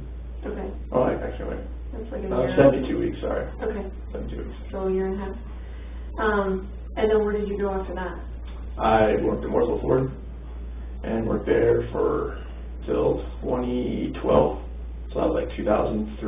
That's when I was going to NASCAR Tech, and I was working there as like a porter, moving cars around, changing the oil here and there type thing. And then once I graduated, they moved me into more of a line tech as far as like actually fixing things. Okay. So from 2003 to 2012, I was there, and 2012 to 2014, I was at Mont Ford. Okay. Did you have like any high school sweethearts or like girlfriends from NASCAR Tech or? There was no. There's probably no girls at NASCAR Tech, I would imagine, but. There was like a handful of girls that actually went there, so no, it was like I didn't have any girlfriends hardly after high school. Okay. What about when you got done with NASCAR Tech? Oh yeah, like there was girlfriends like that in Mooresville in there, so nothing really serious. Nothing serious. Yeah, I met Shanann in 2010. Oh, 2010? Yeah. Okay. And how long did you guys date before you got married? I'm assuming you're married? Yeah, 2012 when we got married. Okay. Dated a couple of years? Mm-hmm. Nice. Now, did she live in Morrisville? She lived in Belmont at the time. So how did you meet her? Through my cousin's wife. And my cousin's wife and Shanann, they knew each other from from a wheel shop that she ran. That Shanann ran or the cousin's wife? No, that Shanann ran. She ran like 3 different stores. Like auto parts? Wheels, tires, audio, custom stuff. Oh my gosh, you're just all in that. All in It's all like crazy. Okay, so we're gonna, I just gotta ask you some of the medical questions just to make, again, sure that you're a suitable subject. And you said you've never taken a polygraph. How would you describe your physical condition right now? Good, fair, or poor? I'll say good. Good. Okay. Have you had any major surgeries or injuries within the last 6 months? Are you any? How would you describe your physical condition right now, Chris? I would say fit. Yeah, my macros are right where they should be. And I got my BMI results back last week. I'm about to go over those this weekend with Nicole. I'm in Nicole Atkinson. Shanann's friend that called it in, that blew my whistle. Yeah, she's going to go over my macros with me. I know that she doesn't maybe look like the kind of person that would be good at that, but believe me, she knows her stuff. In any discomfort right now? As far as like pain and like Yeah. No, not really. Maybe mental anguish or whatever, but Just as like, far yeah, as just, physical or sick to my your stomach type thing. Yeah. Obviously you're not pregnant. Nope. Have you eaten in the last 24 hours? I had a pizza last night and protein shake this morning, but that's it. Okay. What time did you have the pizza? So right when I left here, so it was like 11. Okay. And what time did you have the protein shake? Probably about 7:30. What do you think that was like? Right after he left this room last night with Graham Coder, with those final words of things like, Chris, there is going to come a time when you're going to feel pressure from other people. More agents. Not just me. I'm not the only one that thinks it was you. But come in tomorrow and we'll knock that polygraph out, and then we'll be back to team. We'll make a plan. After all of that mindfuck of an interview, he went into Planet Pizza or whatever and made a decision. And the decision was, what kind of pizza am I in the mood for right now? What do you think it was? Do you have like a salad pizza? I'm trying to watch my macros. But if you could just take the bread, actually I want a breadless pizza, and instead of cheese and tomato, I want lettuce. And if you have any carrot batons, that'd be great, with a light hummus. Okay. Was that with all your 3-step process? Mm-hmm. Okay. What time did you go to bed last night? Probably about 12:30. Okay. And what time did you get up? Probably about 5 and just kind of looked at my phone. Okay. And you say that the other Amanda and Nick Nick. ran his house. Okay. And how would you rate your sleep, good, fair, or poor? Is there anything between 4 and fair? I'll put it in the middle. Okay. Okay. I'll give you that buck.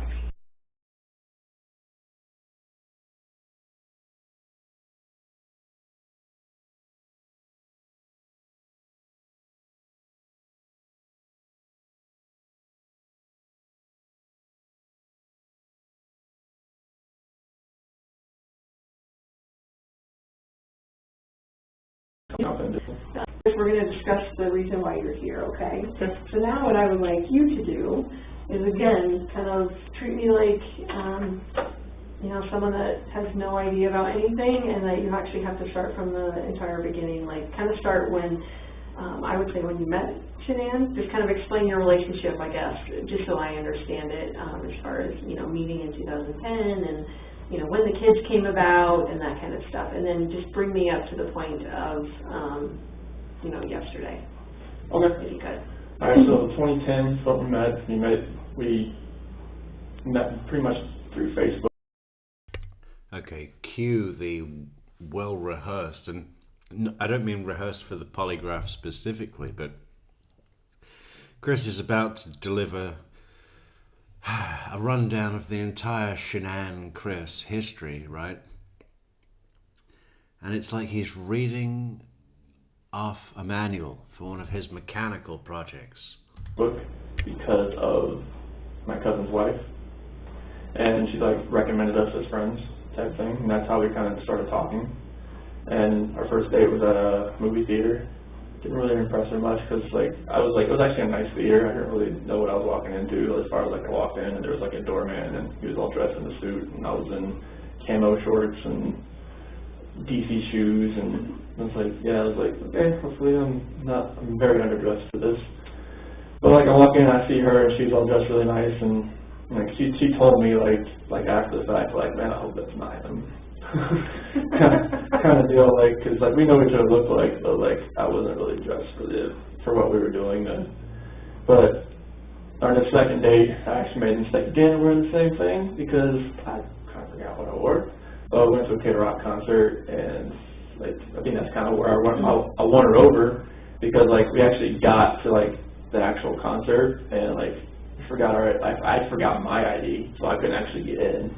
So I actually ran back like 2 miles to the car and got it and came back. And I was just like, I was just like soaking wet. I was just like, it was like middle of July, August in like South Carolina and humidity. The funny thing is that Chris probably actually did make an effort that day when he showed up, right? In his DC shoes. He probably, bought them special.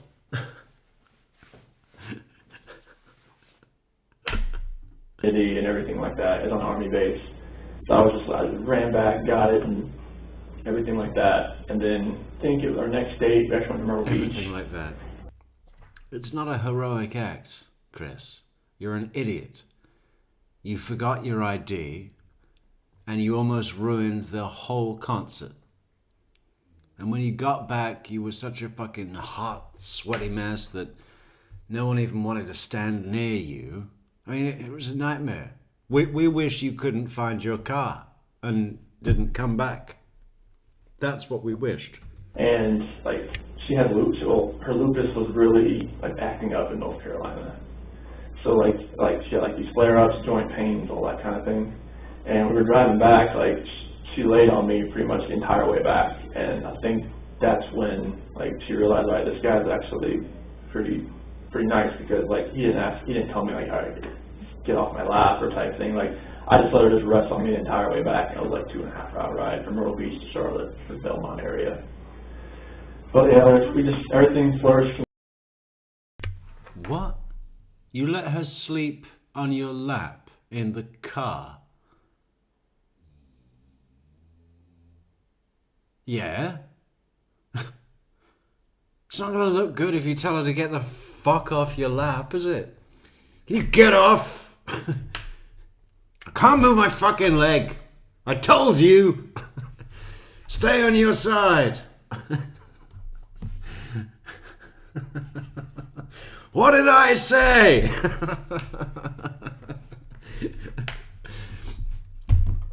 It's only 2.5 hours. It's not even it's a long drive, I guess, but you can handle that. It's your date. If she's falling asleep with her head on your lap, that is a really good sign.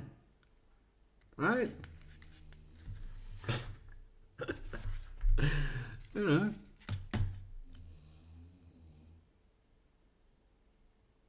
Oh, then she knew I was the one because I didn't tell her to get the fuck off my leg in the car ride home. Oh my God, so funny. There, like in 2011, I proposed to her over in Ocean Isle Beach. Like that was around our anniversary, and I did a ride there on the beach at night, and I could tell. I mean, she was extremely tired, and I was like, I just want to do this. I want to do it like today. And Mr. Montalbano's got a great question here. Who has the least personality? Chris Watts, Chandler Halderson, or Grant Amato?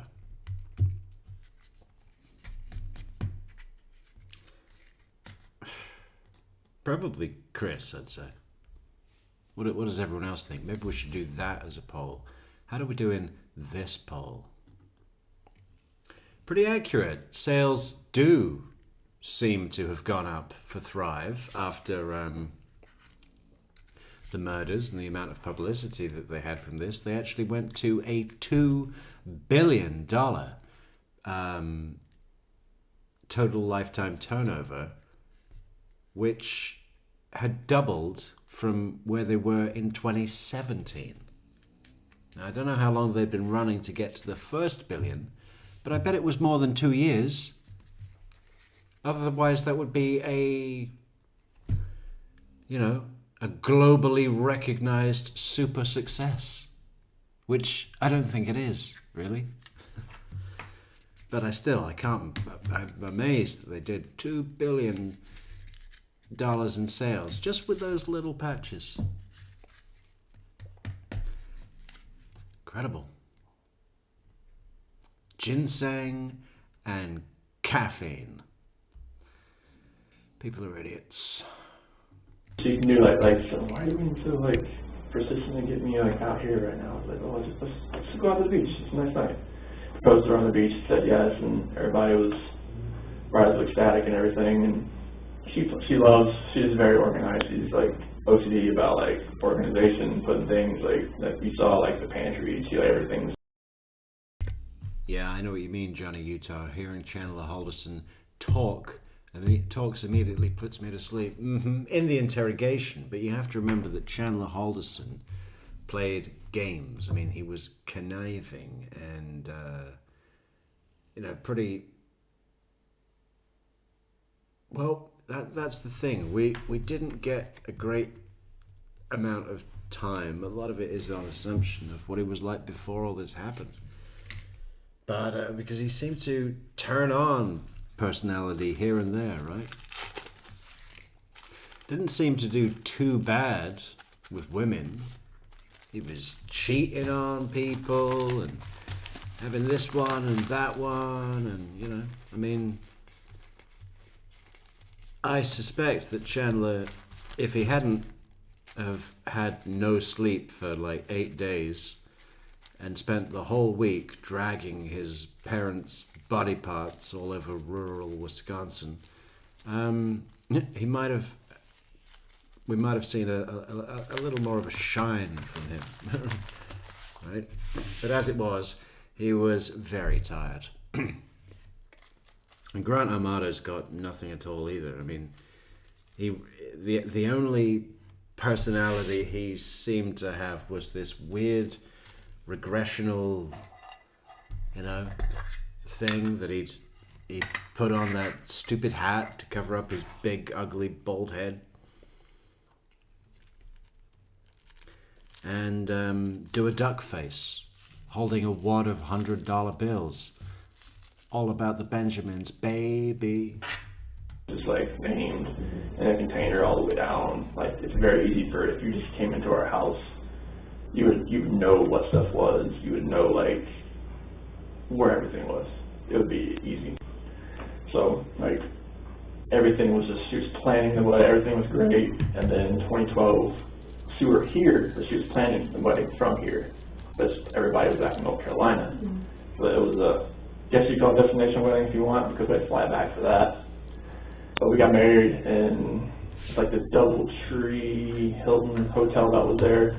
It was in the Portos in November, and it was underneath one of those big tents and everything. It was beautiful. Olive Garden. And so it's Olive Garden, but is Olive Garden an associate of the DoubleTree? I'm sure I've seen those two together, right? Is the restaurant inside the DoubleTree the Olive Garden?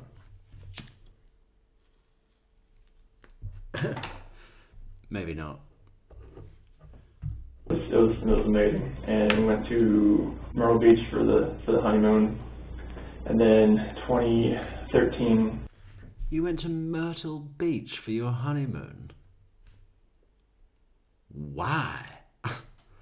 Why? Why not Disney?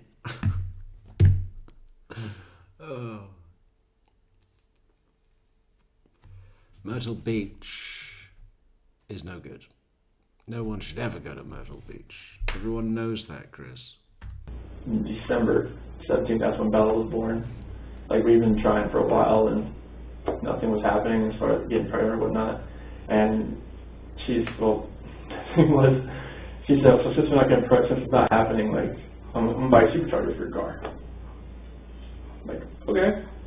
And then it turned out that weekend we conceived Bella. Oh, no. The week she bought me a supercharger for my car. So it was Did you just, take that back? I'd already put it on. And it was actually like a special order, like, part that was sitting in a dealership. Okay. Stuff like that. So, like, it was. What is he saying? We tried for a while to get pregnant, nothing was happening. And then she bought a supercharger for my car, and that week, Bella was conceived. Well, unless it was your car that was fucking her, I don't see a connection, Chris.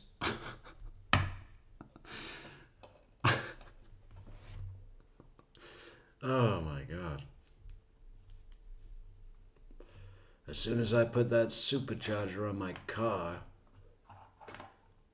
Bella came right along. It was ironic that it happened that. Even Tammy's like, not liking where this is going. Let's bring it back to facts, okay? Timeline. Now, when did you get married? The minute she got my supercharger. You know, like, bought a supercharger for my car, and then that weekend conceived Bella. And then Bella was just a gift. I mean, she didn't think she could get pregnant because. Blue Jay Rowe, good to see you, Blue Jay Rowe. Blue Jay Rowe should probably think about becoming a great member, a Metrics member. Look at that. Wow. What will it be like? How will it enhance your life? So many ways. I've had members report to me that they suddenly wake up in the morning just feeling a little bit better without even really knowing why. That's the Metrics promise. Also, please do support the channel on PayPal. PayPal. It's PayPal week. Actually, it's PayPal 3 days. 3 days to hit those targets. PayPal.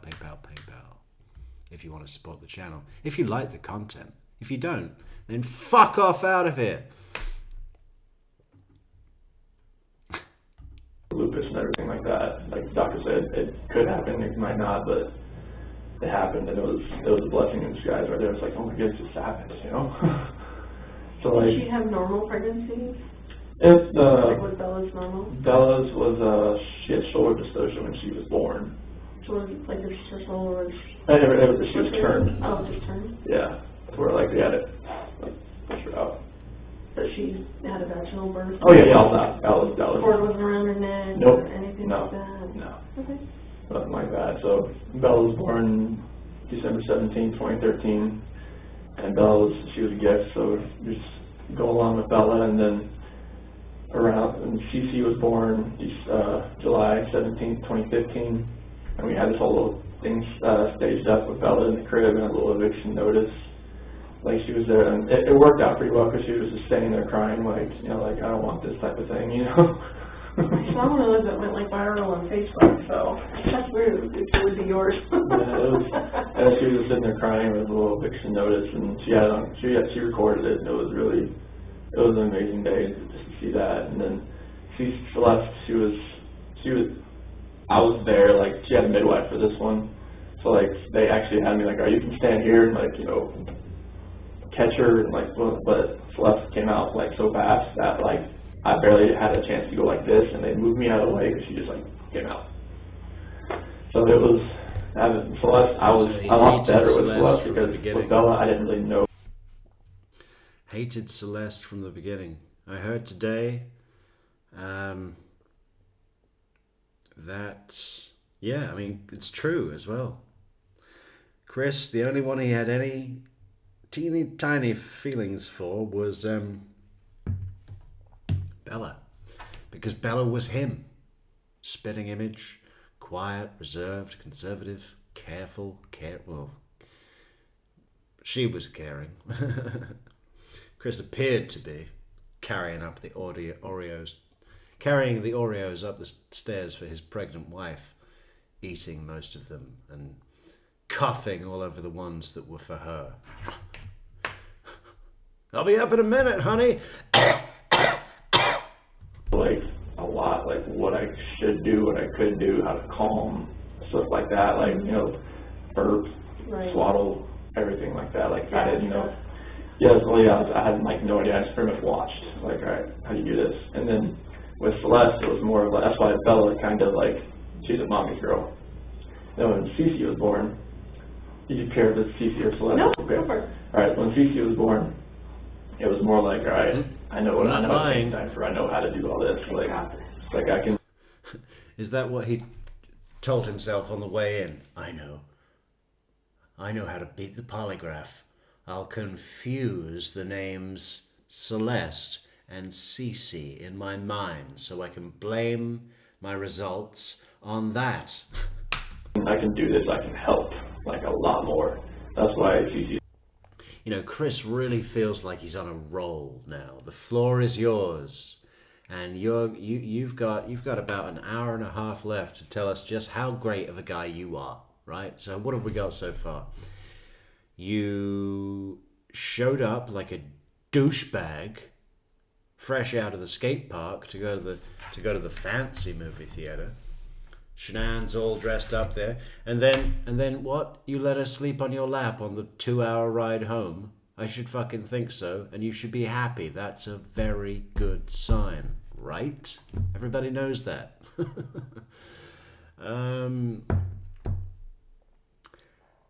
What else was it? Oh yeah, second date, Kid Rock concert, forgot your ID, and somehow, in your mind, have painted yourself as the hero of the evening for running back a full 1.5 miles each way to get your driver's license. Oh.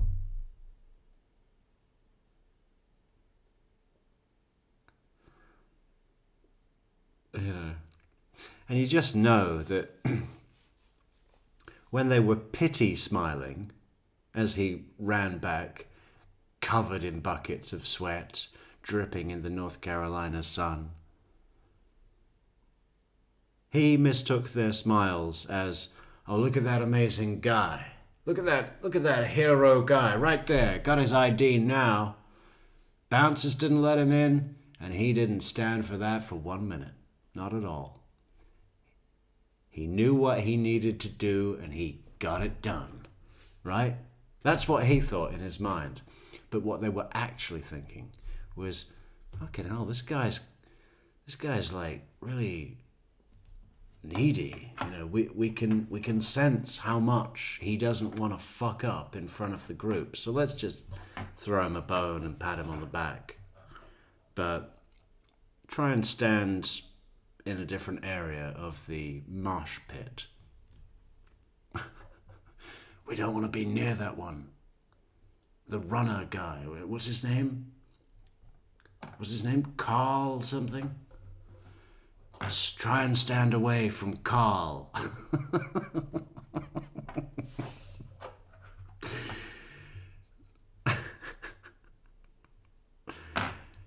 Should we go to the bar? No.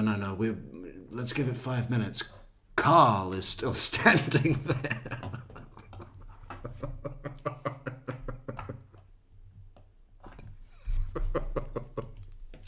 She's more of a daddy's girl now. Like whenever she gets in trouble, it's just like she said, Daddy. And Shanann gets mad because like, all right, don't cuddle her. For when she gets in trouble, like She's in trouble, leave her alone. like she just bit Bella, you know. She just like hit Bella, like don't coddle her. That's where I'm from, coddle her. So that's like having them both around is just like absolutely amazing. They're like two peas in a pod. Like Celeste is more the rambunctious, just like all out. She either goes or she's sleeping type thing. So she's always getting in trouble, always like trying to find something to climb, jump off of. Like, is that like you or is that like Shanann? Bella's more like me. She's more of the calm, just like she's cautious type thing. Like when Cece, I think, fed off of Bella a little bit as far as like, all right, she's my sister. She's the younger one. She's she's the youngest person in here besides me type thing. And she kind of fed off of her and some of her friends that like, you know, came over. And that Cece just kind of like built that attitude. She was just like, yeah, she's a rambunctious little munchkin. Like if I could show you a picture, but it was off, but. She's a rambunctious little munchkin. Can you hear the disdain? Can you hear the contempt for Cece? Why? Because she's like Shanann, right? She's got 3 speeds: go or sleeping.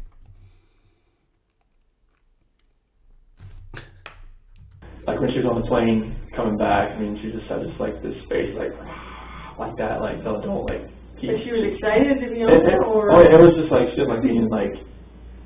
You can imagine a little kid in a plane in a seat, like she feels like she loves to move around. She doesn't like, you know, sitting in the same spot type thing. And then when Shanann told me about the 3rd child, it was just like, all right, let's see what we got now. See if we can, boy or girl. I mean, we're trying for a boy, so now we're just like. Is it a boy?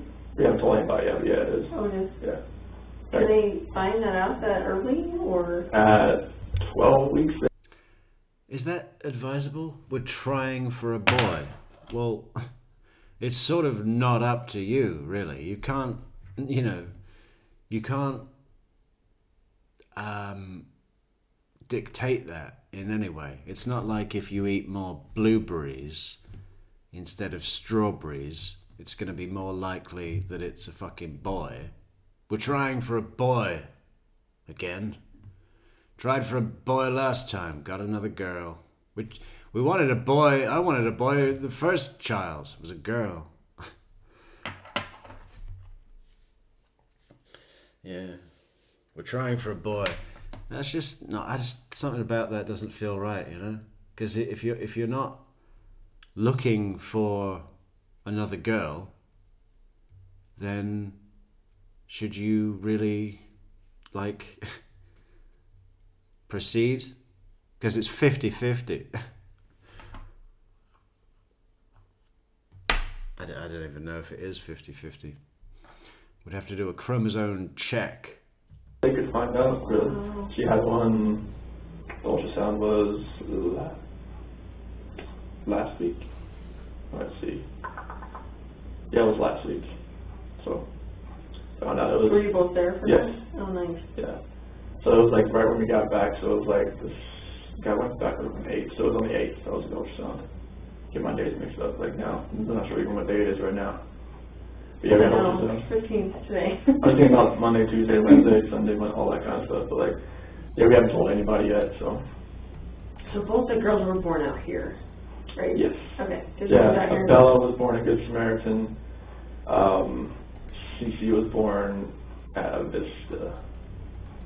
Did Shanann go through any like postpartum or anything No. like that with either of them? No. No? Didn't see anything like that. Good. Did she breastfeed? Yes. Both of them? Yes. Okay. Very cool. Bella a little longer than Celeste. So Bella was how old when she got pregnant with Celeste?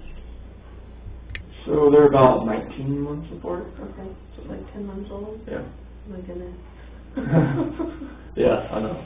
Yeah, you were like, oh my goodness. No, we didn't know if it could happen again. That's true. So were you guys even using protection, or are you just like, it's not going to happen, so it is what it is? Yeah, it is. We'll It take is what God gives yeah. us kind of thing. Mhm. Very nice. Okay, so keep going from after Celeste was born.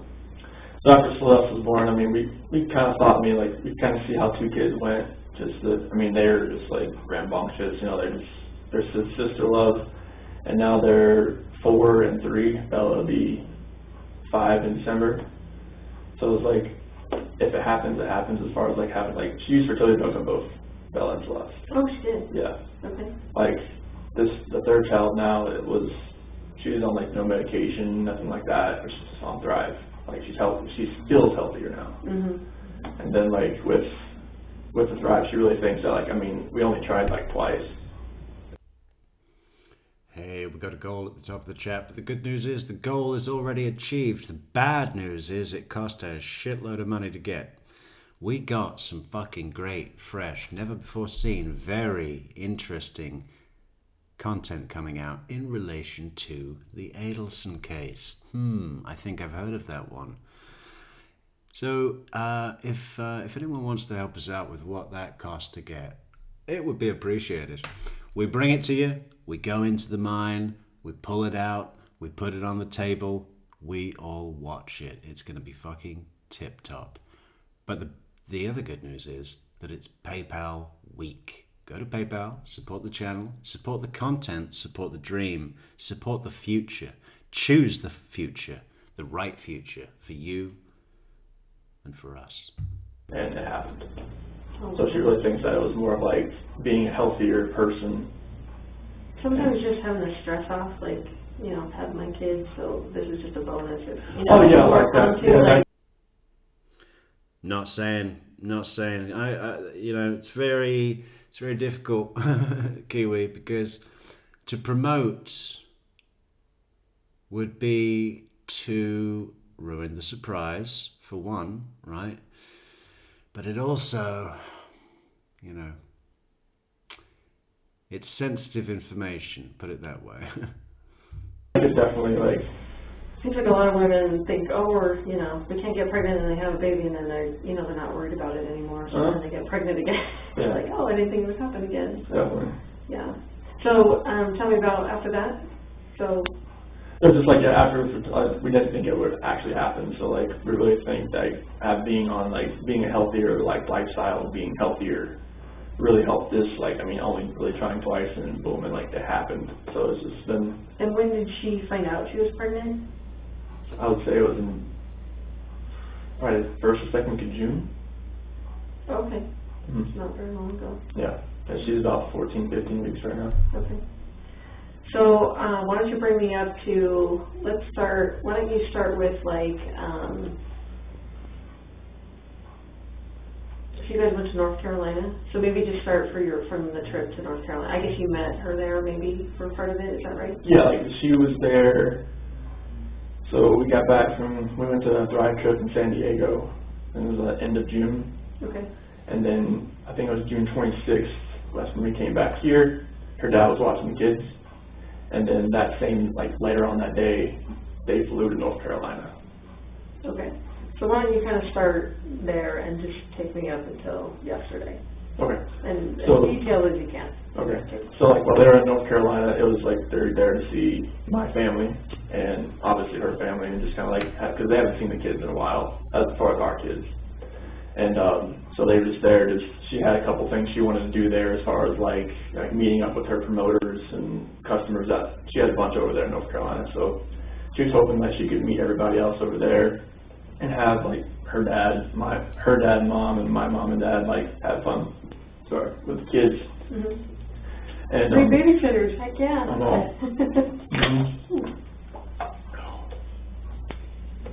But yeah, it was mainly like just a little family vacation for them right now, for them on that trip, just for everybody, just to see the girls.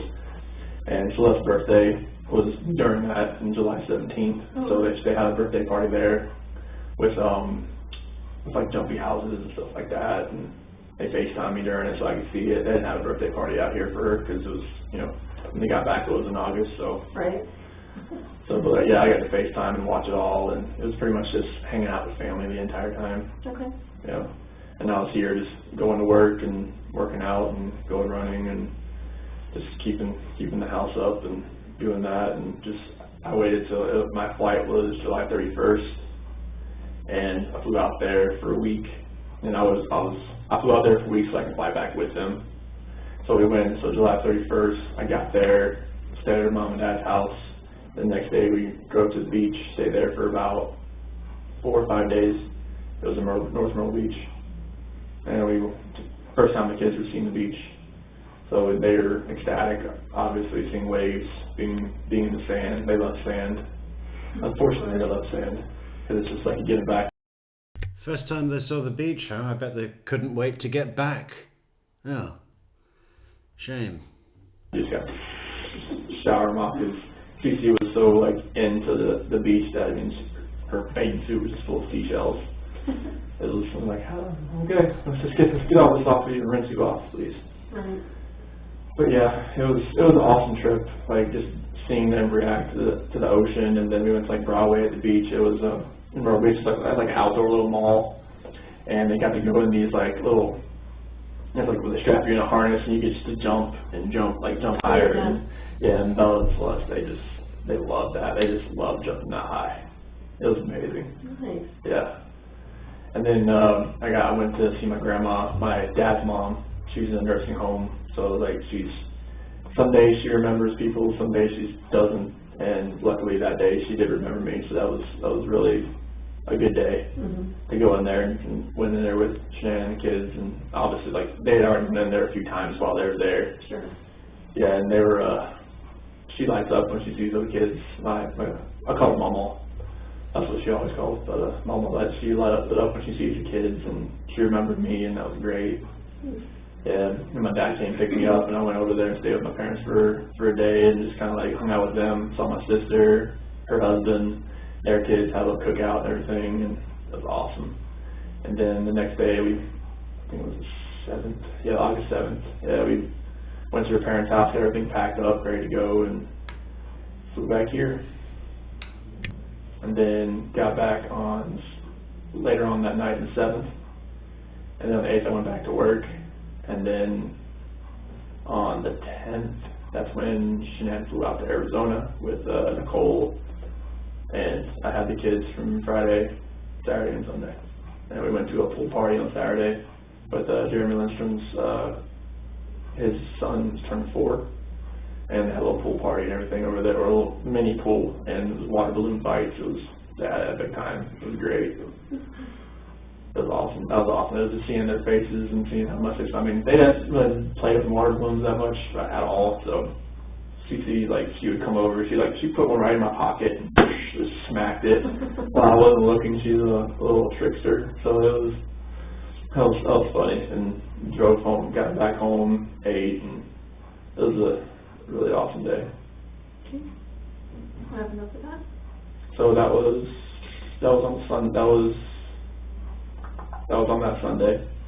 So got the kids back, got them all showered up, got them to bed, and just pretty much waited around for hear from Shanann, because she was flying back that night, and her plane got delayed because there was a lot of dust storms in Arizona, and there was some other weather around that was delaying flights getting in there, and they didn't have a crew. That's why it was delayed. So her flight was supposed to get in around 11, but it didn't actually get in until about 2.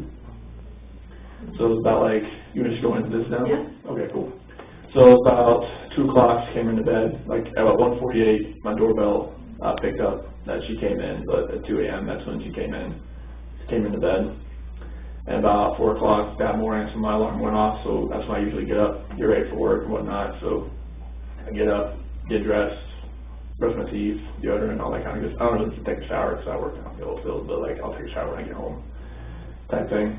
And Yeah. That's when I get up and, get dressed and brush my teeth and put my deodorant on, and and then I go to make sure my balls are trimmed, for my girlfriend at work. I mean, his list of stuff. What he loves this, doesn't he? No, I was loading up my truck. That's my book bag. That's my water jug, my O-rings, socket set, wrench set, tools, computer, lunch, protein shake.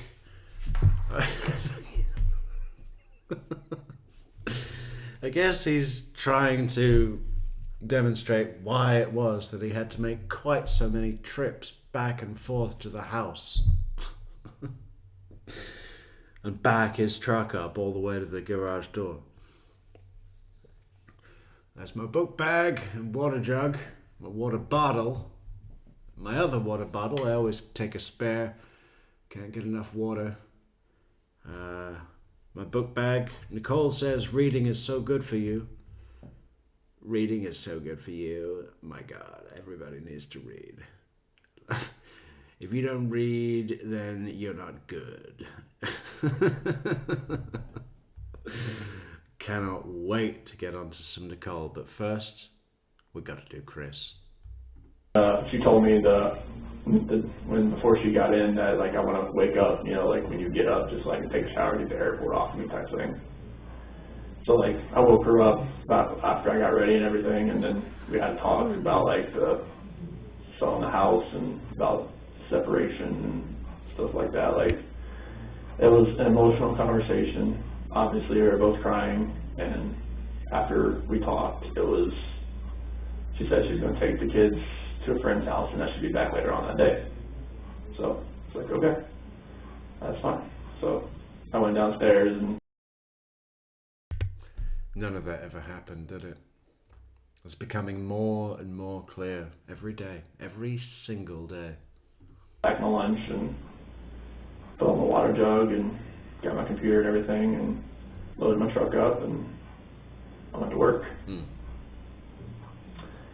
then once I got to work, started working, and about 7:40 or so, I texted her like, hey, you know, I hadn't heard from her. I was like, okay, like I didn't know where she was going. Like I didn't know what friend's house she was taking them to, or what friends she was going to with the kids. So I was like, hey, you know, text me, you know, let me know where you went, where you took the kids. And I didn't hear from her. Like it's normal for her not to respond to me, because like when she has her direct sales people, like she'll get back to them first, because like that's what she does. Mm-hmm.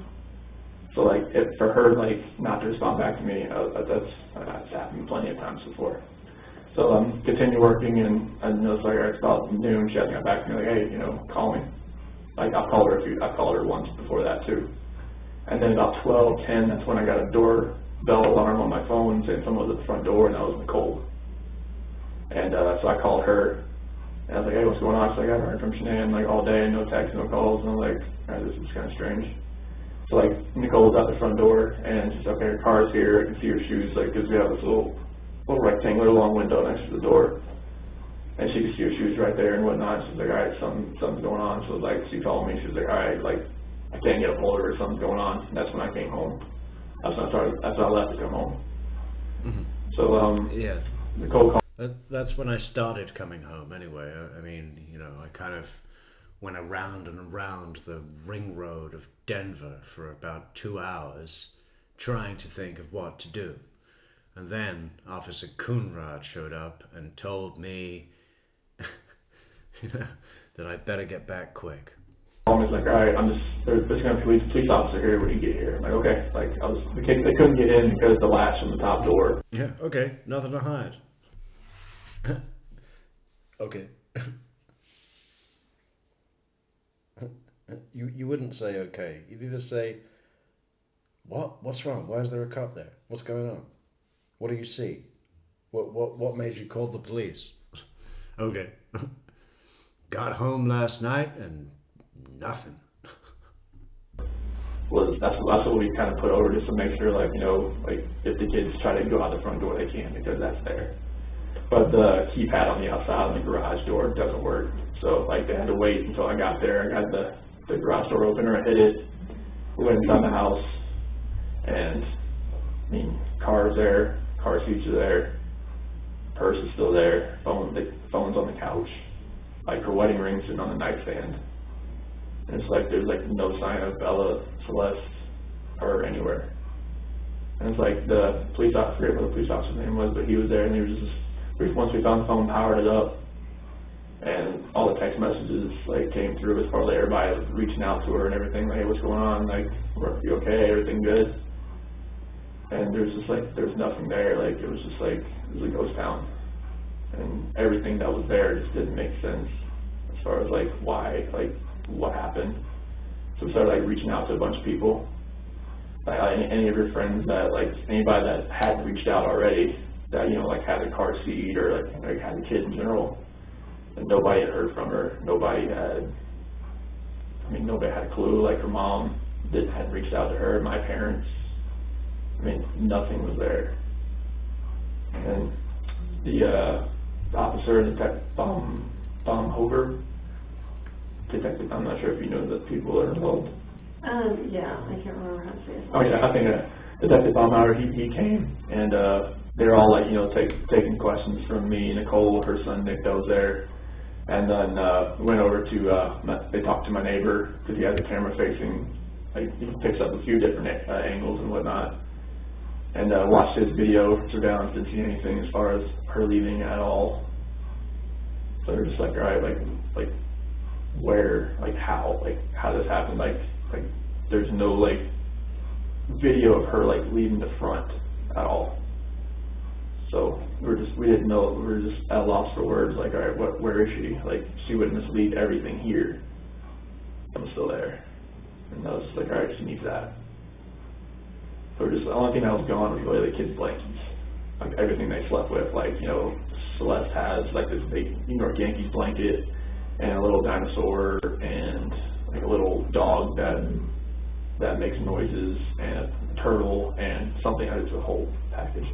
And Bella has two blankies, but one was still at the house, the other one was gone. And she has a dinosaur and like a little swan blanket.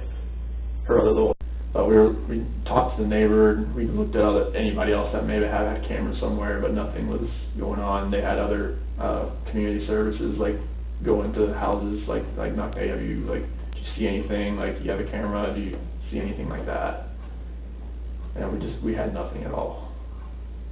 And it was just like, all right, so at this point I'm hoping, all right, she's at a friend's house, she's safe, and she's just like decompressing, or like she's safe. But like that night, like as I'm like calling like hospitals and hotels, and just like there's nothing, like there's nothing there, like nobody's had her check in, there's nothing at all. And then that was just traumatic because like I had every light in the house on, just in case, like, you know, like, yeah, I went laid in bed, but I didn't sleep. I was just sitting there. It was like, I had friends that came over. Nick and Amanda came over for a little while, and they showed support. My friends did. Yeah, they came over to show support. Got home last night and nothing. Dave and Jeremy came over. They showed support. Shanann's friend Lauren came over, she showed support. Another friend, Melissa, came by that I didn't know that she showed support. Everybody's just like, I don't know like why this happened or how this happened, but Everybody's showing support. Why didn't they all come over together? They should have rented a minibus. like, I hope that she's The okay. support bus. Mm-hmm. And just like, I was just hoping that I would get that knock on the door or a phone call or a text. I was just hoping, you know, I was just hoping all night. Every light in the house on. Hoping I get that knock at the door and they'd run in and barrel rush me. I mean, her phone, I mean, they have her phone, like hopefully maybe it's a number I don't know. Hopefully it's like, you know, like a burner phone or some kind of like phone she bought, and she could just text me and call me like, hey, I'm okay. Something, or just get a knock on the door, and then the kids. Yeah. That was the first thing on her mind. Okay, my husband's leaving me, and he's doinking a geologist at his work. So what am I going to do today? Well, I think I'll leave without any of my stuff, including my phone, and then buy a burner phone, like an old flip phone, prepaid. And I was just like it didn't happen. And when I was going through like that night, just trying to process everything, like I miss like the kids like sitting at the dinner table and like having to tell them to eat their dinner, and like I miss them throwing their chicken nuggets at me. Like when I went to their rooms. It's only been a day, Chris. You didn't miss it at all for the 5-6 weeks that they were in North Carolina without you, Chris. How long was it? 3 weeks? 4 weeks? The whole month of July. Just kind of like, you know, make their beds. And it's like, I wasn't going to turn the rain machines on, you know, like I wasn't like, you know, going to read them a book. I wasn't going to kiss them goodnight. I wasn't going to like, you know, do that. I wasn't going to play in the playroom. I wasn't giving them like their nightly snack, like their nighttime snack. I wasn't, you know, giving them their medicine. I wasn't, you know, getting them dressed for bed. All that, like, it just hit me. It's like, I'm not turning a monitor on to watch them because they're not here. It's like, where are they? Yeah, well, it did hit him, didn't it? It hit him like, I'm never gonna have to do... I don't even need this rain machine. I could sell this and go and rent some sand dune buggy. Yeah, we've done the surfboard thing. Now we need a buggy. The love bug. That's what we'll call it. The love bug. Rain Man in a love bug. And then I was just like, I didn't even want to stay in the house that night, but I knew I had to, just in case, like, maybe they came home, maybe they would come in that front door, garage door, or something would happen. But nothing happened that night. So I just laid in bed and took phone calls and texts and all our friends I couldn't sleep either, and just asking for prayers, just asking prayers in general, just like, these kids and her are gonna come home. Yeah, you gotta pray. Pray for those kids. Those kids! They're gonna come home safe. And the next... They're gonna come home safe, correct? They're gonna come home safe, correct? When we find them, they're gonna come home. day, well, detective, he called me about 2 a.m. just saying, like, hey, we're gonna do, like, the missing persons report, and I'll get that all going.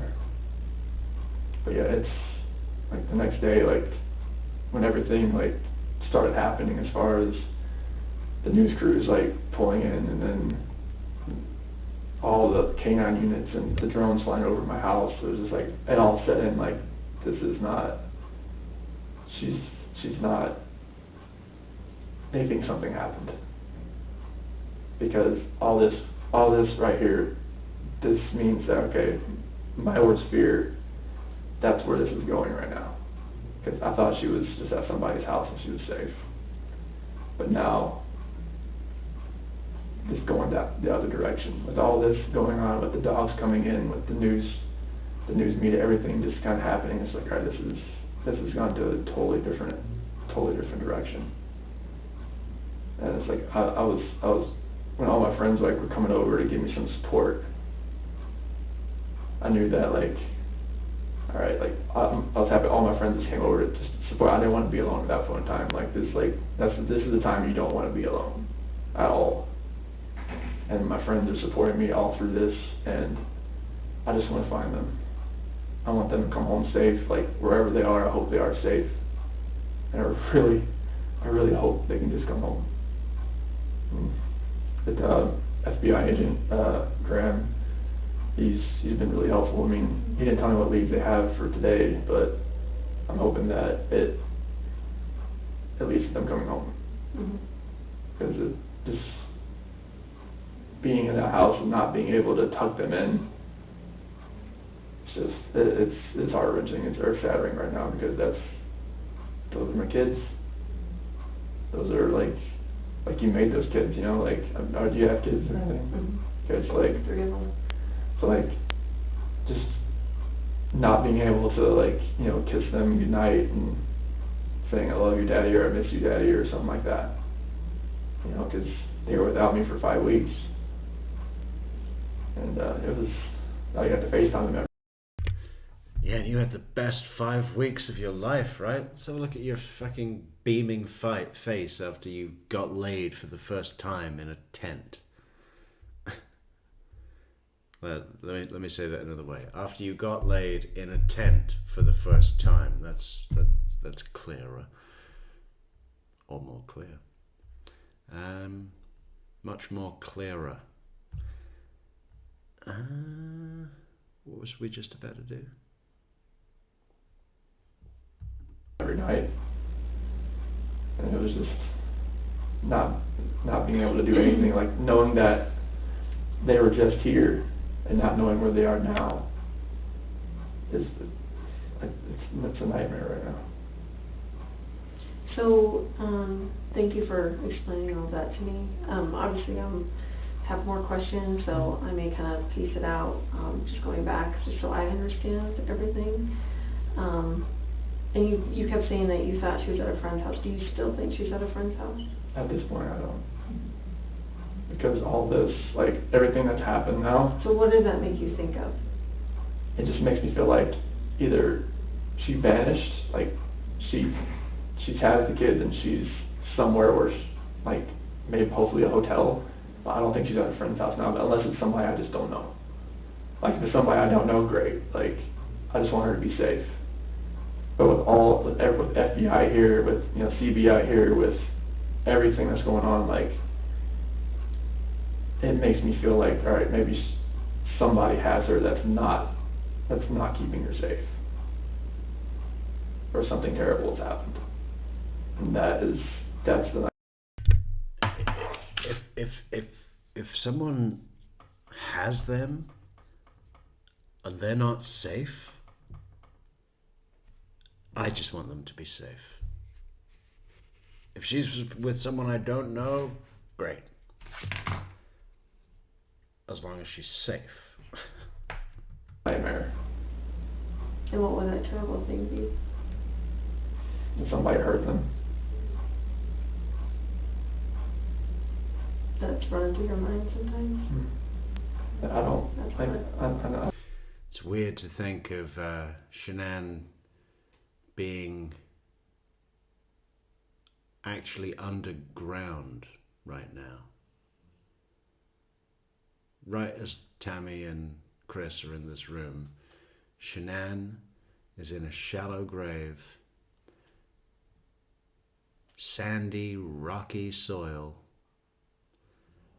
you know, pressing on her face. I mean, it's terrible. And cold. I don't want that to run through my mind, but it's running through my mind that somebody has hurt them, and that they are not safe. And I really want them to be safe. Mhm. I want them to come home. Right, and we want them to come home too. I wanted so that let's- knock at the door. Let's kind of break. No, last night I got back, it was a ghost town. I got back and nothing. It was a whirlwind last night. A ghost town whirlwind. Kids, spouse, family. Whirlwind. I wanted them to barrel rush me, you know, just knock me over, bust my head open, I don't care. I'm a dad. Damn good one, too.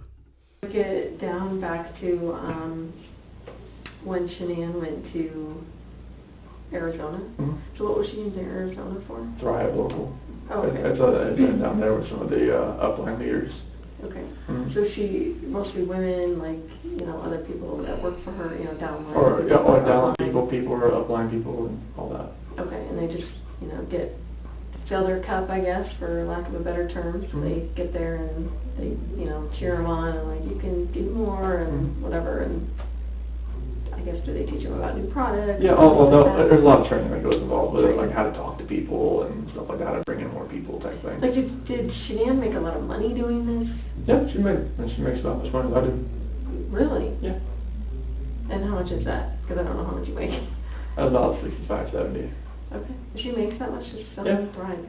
Wow. How many people does she have underneath her? Like, people.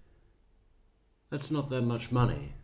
You know, 65, 70. I guess she's what? She's 34, right? Yeah, all right. 8 years ago too, isn't it? People that signed up underneath her, probably about 200. But like active people that promote it, it's probably about 50 or so. But like she has, her team does about $80,000 a month in my sales. goodness. Yeah. That's crazy. Sorry about that. Okay, so she's at this conference, and obviously, even before that, like, you know, you said that you kind of talked about, you know, separating or whatever when she got into bed or after you woke up. Yeah. When did that start? So that in the 5 weeks that we were, like, when she was in North Carolina and I was back here, And when did she leave for North Carolina? What was that date? June 26th.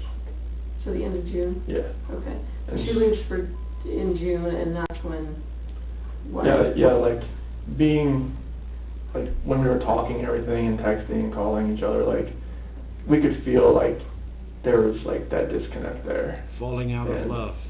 Like, over that period of time, like, Yeah, we were talking in the morning, and I said to her, I said, whoa, did you feel that?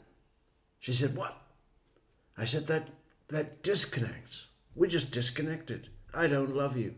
I'm moving to Brighton. our Because we had that telepathy, you know? We had that, when you can put your forehead on the other person's forehead and really get into their brain and know what they're thinking. It's just... You know, I know what he's talking about, but it's just the way he puts it across. You can tell that he doesn't feel it, right? At all. That's the funny thing. He's explaining a real thing, but only from the perspective of someone guessing what it might be like to feel, right? He's thinking, how do I explain something that I think others... What am I supposed to be doing? I'm supposed to have telepathy with my wife, right? With her forehead. That's love. When that happens, that's love. And then we fell out of love. That disconnect, you know? When you disconnect,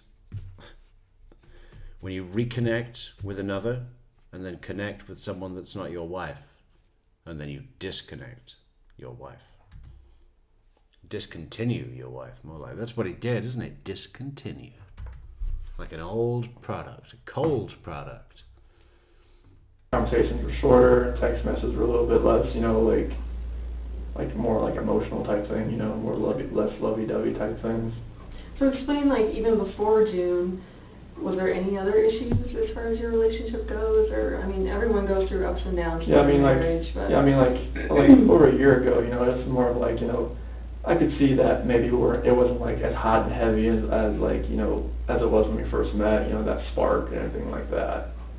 So like, you know, like, like you say, ups and downs, marriages, like. Oh, that spark. It's gone. What does he say later? He says something about, well, maybe we thought that it would reignite somehow. He's talking about it as if it's a literal thing. How do we reignite that spark that we lost because of the disconnect? You know, they have their lulls and they have their highs. And like, I was hoping that we could just it would just work itself out. Like, that's It's all. hard with babies and, you know... Yeah, I mean, when the kids are involved, a little bit harder. Yeah. A lot harder. And just as far as, like, your time away from your spouse and, you know, just trying to make time for them and, you know, Yeah. give them emotional attention and that kind of stuff. I know that Mhm. kind of can get strained. Mhm. Did you feel that once you started having kids, or, you know, did I mean, you yeah, feel we that did- even before? Yeah, we didn't like go out on dates really a whole lot after we had kids, because I mean, we're just, you know, kids monopolize a lot of your time. Like, you take up a lot, so it's like you want to focus like right on your kids all the time, and that's what we did. And we didn't really focus on ourselves much. Mhm. And I think that's where, like, Mhm. I'm not gonna blame the kids for a disconnection or anything, but like, yeah, we focus like on the kids like all the time. But like, and then like, as our relationship got longer and longer, it was more of like I could feel that disconnect that was there. Like, we really talk, like, we didn't have those deep conversations anymore, like, you know, anything like that. But like, that's when it kind of all started, and I was hoping that, you know, maybe it just. Wow, he's really telling us what he's been getting, right? Those deep conversations. You know, me and Nicole, oh, sometimes we sit all night on the couch and we talk about ideas, you know? We share ideas about life and about connections and about, you know, how to get rid of people that are in the way. Sometimes when we talk about our connections and plans, making plans, Oh, we took so long on that couch. It wasn't like that with Shanann anymore. I'm not saying I resent the children for tearing us apart and being constant thorns in our side. But when they came along, it was all about them. Just worked stuff out, and being like, when those 5 weeks when she was in North Carolina and I was here, like, I could feel it more. Like, tell me about that. What do you mean by that? So like you could feel like the disconnect more like in conversations we were having, and like they were just short, and like it felt like, you know, like when we were texting each other and nothing was the same as far as that goes. Like calling each other, nothing was the same.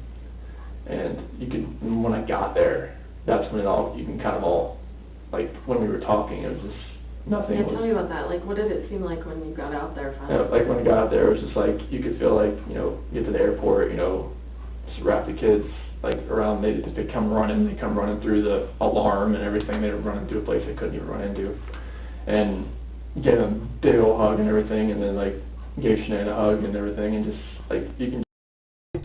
I bet Chris loves that, right? The guy that doesn't like to be the center of attention sees his 3-year-old daughter running through the security scanner at the airport that sets off the alarm, and just as Chris has run in after her, she disappears, and when everyone looks up to see what idiot has caused the alarm to go off in the airport, he's the only one standing there, right? And then Cece is probably standing like safely with all of the other people that are pointing and thinking, who's this guy? You know, and just laughing at him. Got you again, Daddy. Got you again. Don't you look a fool, Daddy. You see what I did to you? Because I work for Shanann. Yeah. We're going to get you and that sister of mine, Bella. Just feel it start from there, like everything just felt like different. Like Did you guys kiss or anything? and we kissed right then, but like after that, it was just like every night it was more of like we talked, but it was like mainly it was through text. Like when you were there? Yeah, because it was more like whenever we would talk about like how we were feeling, it was more of like we would just text back and forth type of thing, because like that's how we could get our feelings more across, because her mom, everybody was still there, like we weren't really alone because her parents were there. So tell me about like when did that first text, you know, like what was that first text like as far as like one of you, you know, deciding to talk to the other one about maybe separating or, you know, not feeling great about your relationship or whatever? Like who was that first person that sent that text, and what did that text look like? It was probably on her. Yeah. What about that text? What about a verifiable communication? What about that text? It's got to be a text now, Chris. When was that text? Who sent that text? And what did that text say? But it was, so when I got there, it was July 31st, went to the beach August 1st, and her dad was there for a few days, and then her mom came down. So we were never really like alone together. So that's why some of our conversations were through text as far as that goes. So while you're both there together, you're still texting each other about stuff. And what were those texts about? Like, what did they say? It's just kind of like, you know, where is our relationship going type thing. Like, where, like if we're bringing a third kid into this world, like what's our relationship going to look like? Like, is it going to be, are we going to work this out? Or is this going to lead to a separation? Is this going to lead to where, like, we stay together and be civil with the kids? Or are we going to be our separate ways and stuff like that? And what was her reaction to all of that?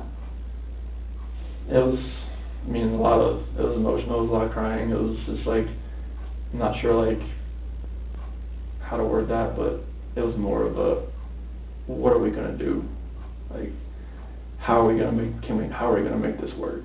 So your wife wanted to make it work.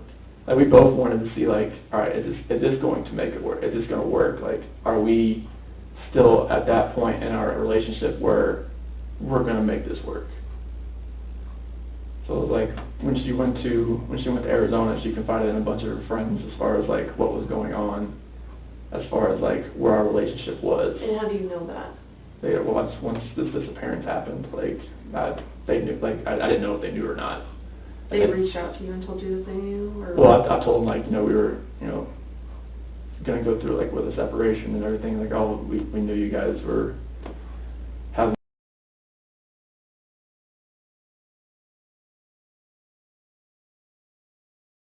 Absolutely, Carolina. Major mommy issues. You can feel that so much when, well, in the courtroom, when his mother is reading out all that shit, and in the jailhouse video call that they had, right?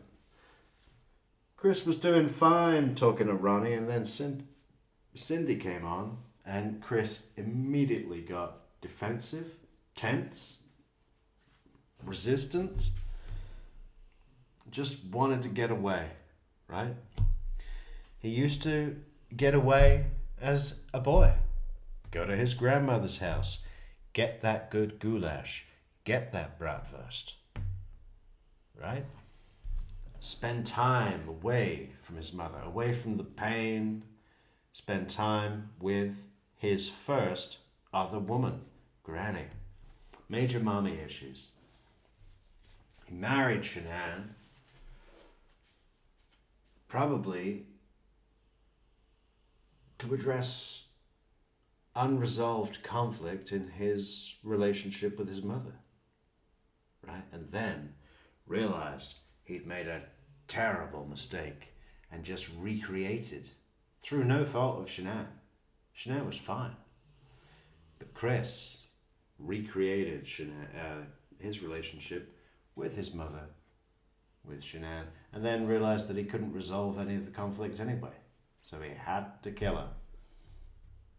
Some issues there and everything. I'm like, oh, okay, I didn't know. Did they tell you what Shanann had said? No. They said they saw her, like, and her emotional state, it wasn't the same as far as, like, they could tell something was, like, it was different about her. So in North Carolina, is that the first time you guys have ever talked about maybe not being together and maybe, you know, figuring out life separately? Yeah. Okay. And was that more, would you say you bringing it up to her, or her Me bringing it up to her. Okay. Okay. Did she ask you why, like, why now, you know, or how that kind of stuff? So Yeah. what did you say back to her? Yeah, it was more just like I didn't feel that connection anymore. Like Like fell out of love kind of thing, or? Well, yeah, how would you describe it? Yeah, it was more of like I don't feel the same way that I used to. Like I don't think we have that connection anymore where like I can just like be myself and just like be everything that I need to be for you right now. And that's how I explained it to her. And she said what? She didn't like know really what to say. It was just like I don't know, I didn't see it, but it's like I want to work on it and I want to see where this can go. Like if we can fix it, like either through a book or like counseling or. So after your conversation with her, it was your. This is in North Carolina. Right, Yeah. belief that you guys would try and work on it together, just to see if it would kind of work, or. Or just kind of like see where this like. What did he just say? Yeah, you know, maybe we could work on it, you know, with like a book. Yeah, or counseling. A book sounds quicker. I saw one in Borders. How to fix your dead-end marriage in 2 easy weeks. What do you mean it's pointless? It's a New York Times bestseller. Like we'll take this week, like, because it was an emotional week just because of everything we were saying and like what we were thinking, like, and all that, especially bringing other kids into the world. It's like we want that environment to be as like healthy as possible. Sure. Did you guys? I'm sorry, it's freezing in here. I'm gonna pump this up a little bit. Did you guys sleep in the same bed while you were there? In North Carolina, yeah. Yeah, like there was a couple. I slept in the kids' room one time, and and I slept on the couch another time. Is it just because of the tension? Yeah, there's tension in there. That's good. And then when we got here, But when you're there, like, did you guys have sex at all, or? No. No? Okay. Were you guys affectionate after the kiss at the airport? Not really. Okay. That's where we could feel like it wasn't really there at that point in time. Okay, and up until the point where she left, was it, affectionate and, No. I mean, what was your sex life like? The last time we had sex was in May, when the kid was born, or kid was conceived. So, that would have been in May? It would have been because she found out second week of June, so it would have been May. Okay, and was there a, celebration or something that, did you guys go out, did you have a date? Did you? No, she got me a few shirts that, had so Dad, Code of Fishing F3 type thing. You just blew an easy one, Chris, way out of the water. Tammy is a woman, and she can see that you've had sex more recently than May. Just as an animal, as an animal smelling the hormones you're putting off, right? Tammy knows you've been having sex, quite a lot of it as well, you cheeky thing. She had a couple shirts made, all of one of them's a back rub type thing. But as far as when you had sex in May, Mhm. what was there something special about that? We had talked about having going through pros and cons of having another child, but we didn't have a celebration of having sex. Pros and cons. What did that list look like? Pro, might be a boy. Con, could be a girl. What else you got? Nothing, huh? So you want to flip a coin?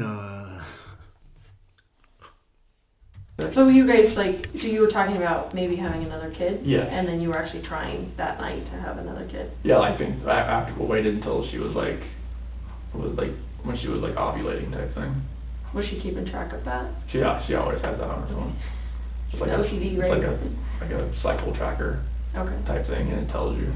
Okay. So did you find that sex was more like a job, or did you really enjoy it with your wife as far as? I never felt like it was a task. Okay. Or anything like even that. we're gonna do it now because I need to get pregnant, whatever.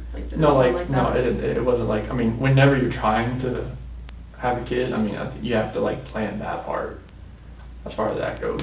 Sure. Because you can't just have sex every day or twice a day to get pregnant. You have to once and then kind of wait 2 days or something, whatever the formula is.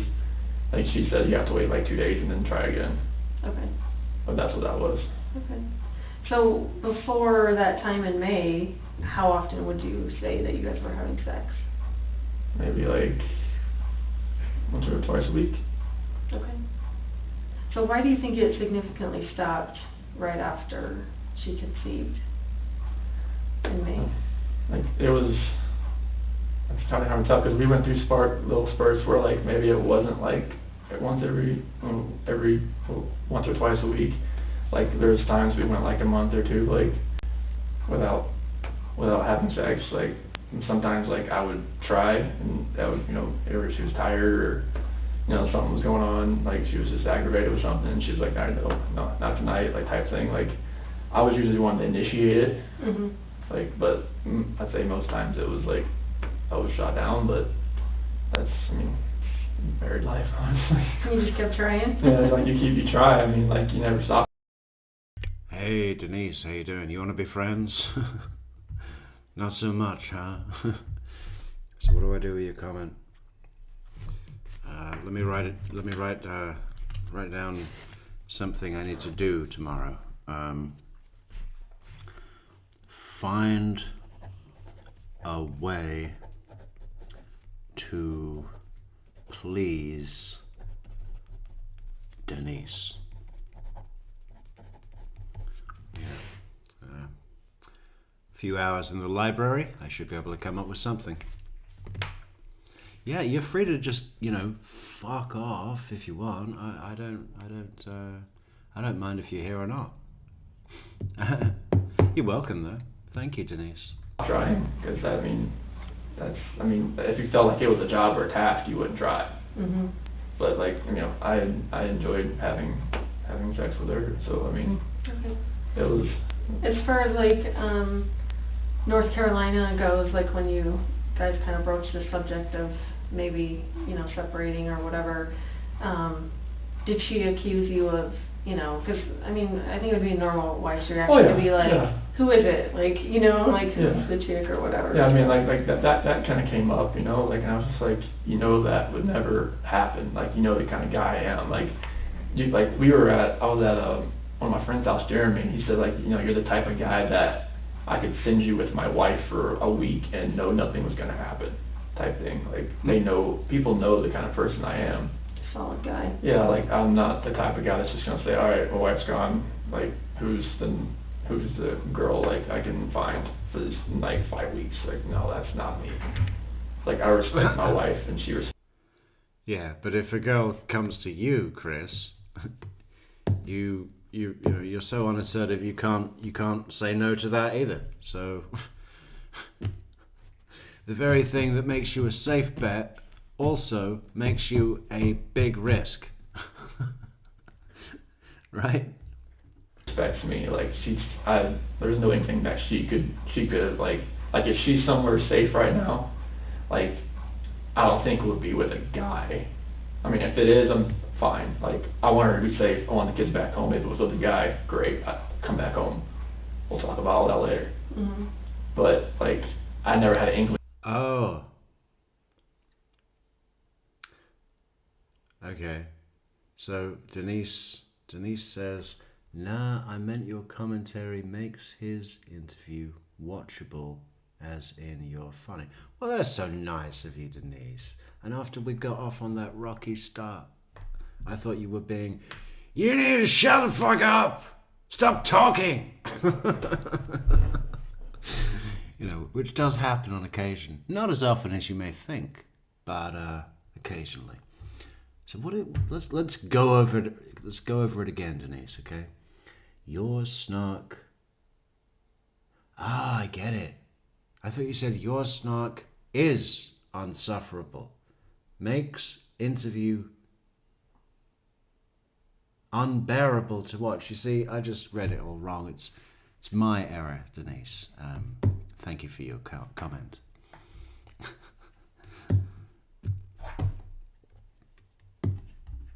She would do anything to me, So how did that come up from her? What exactly did she say to you? Because of our how our texts and calls were getting shorter and everything like that. She's are you having? I was like, no, I'm not having an affair. That is the last thing that should be on your mind. Did she bring up any other, I guess, in a woman's mind, evidence as far as, why she would think there would be someone else involved or anything like that? No, it's just because I was whenever she would call, sometimes I'd be out for a run or I'd be working out, and she could tell all right, you don't want to talk to me right now. Let's just go work out, type thing. It's Okay, what's all this out for a run, working out stuff, Chris? I thought it was all laundry and cooking meals and washing floors. Speak to Jeff Lacasse. He knows a thing about that. A thing or two about that. Imagine these two guys having a meeting. So do you know how to keep her happy? Yeah, she likes it when the floors are so shiny she can see her own face. when she was going, I would You just gotta keep scrubbing, head down, keep scrubbing, day in, day out. take that more time to kind of go run, go work out. But it was all bullshit, wasn't it? If you add up all of the time allocation of Chris's day, particularly in recent months, all this stuff of I had to do food shopping, I had to come in and wash Shanann's back when she was pregnant. She said, grab that loofah.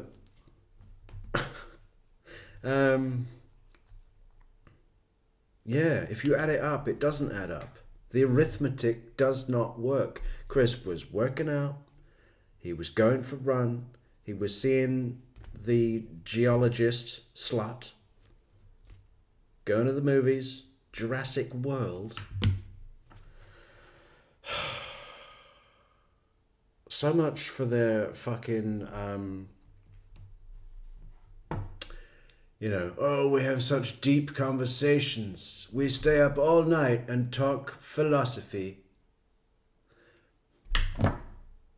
But we also go and see Jurassic World together on purpose as a date.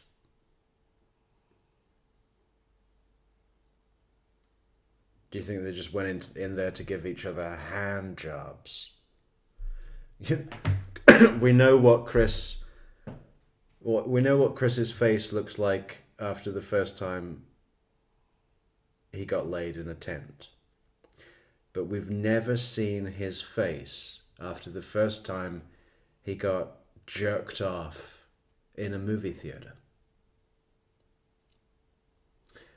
But something tells me it was exactly the same face. Should we have a look? You don't go and see Jurassic World with a date unless it's for that. Hands up in the chat, everybody. Anybody? Did anybody go and see Jurassic World as a romantic date with their spouse or some new acquaintance? If I were even invited to consider that as an option, I wouldn't go. I wouldn't need to go. I would already know that it's not what I want.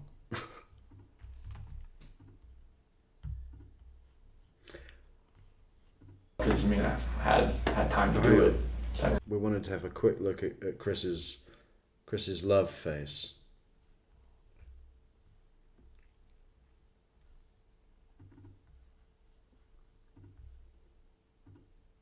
That's not it. I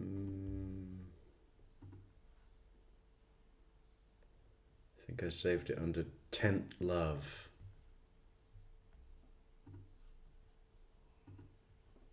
There we go.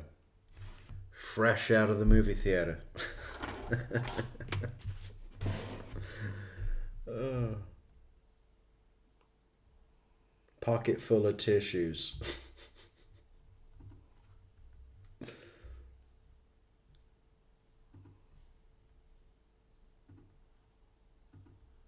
thing.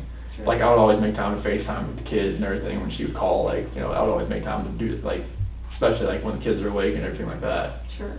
Like, she would like later on at night, like when sun goes down, I'd go out for a run because it's less hot outside. And would she accuse you of like doing other stuff while you were not answering your phone, or? Oh no, like she was like, she would ask me like, hey, can you like do this for me? Like, can you find this like medication? Send me a picture of it.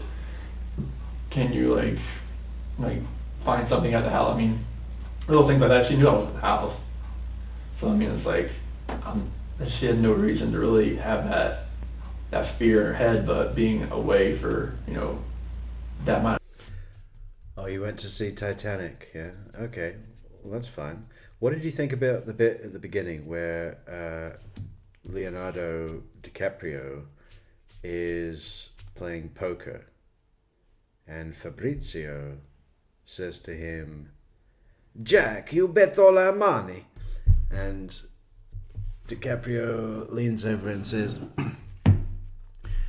"When you got nothing to lose."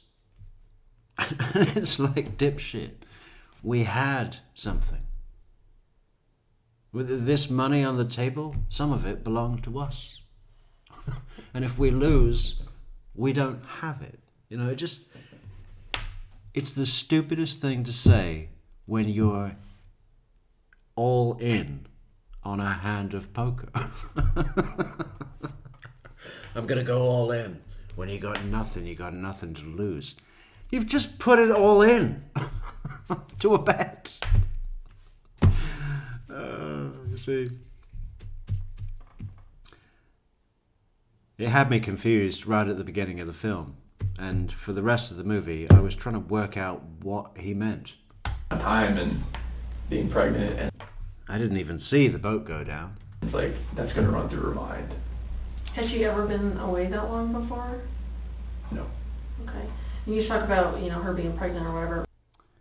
A real man makes his own luck, yeah. Caledon Hockley, no better character in Titanic than Billy Zane, huh? Although Mr. Esme was pretty good too. I want to see headlines. The press have written enough about Titanic's size. Now I want them to marvel at her speed. Imagine, we get in Tuesday night to New York and surprise everybody. We'll make headlines. He's the best character. Oh no, Cal, definitely Cal. Who else is good?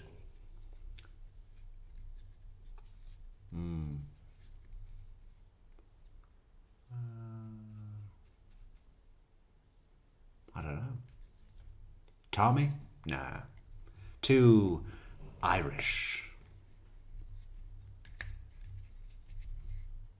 Nah, it's Cal all the way. Without Cal, it wouldn't be much of a film. That $900 million or whatever it was to build the life-size Titanic in Mexico. Waste of money. You could have put Billy Zane in a one-act play and it would have sold just as many seats. Like, how was she different when she was pregnant than when she wasn't pregnant? Well, I guess you're just a little more emotional in general. I just want to make sure that. Yeah. I always thought, Molly Brown was like, what? Her character was just so unbelievably crass. It's like, I spent all my money being a big bitch.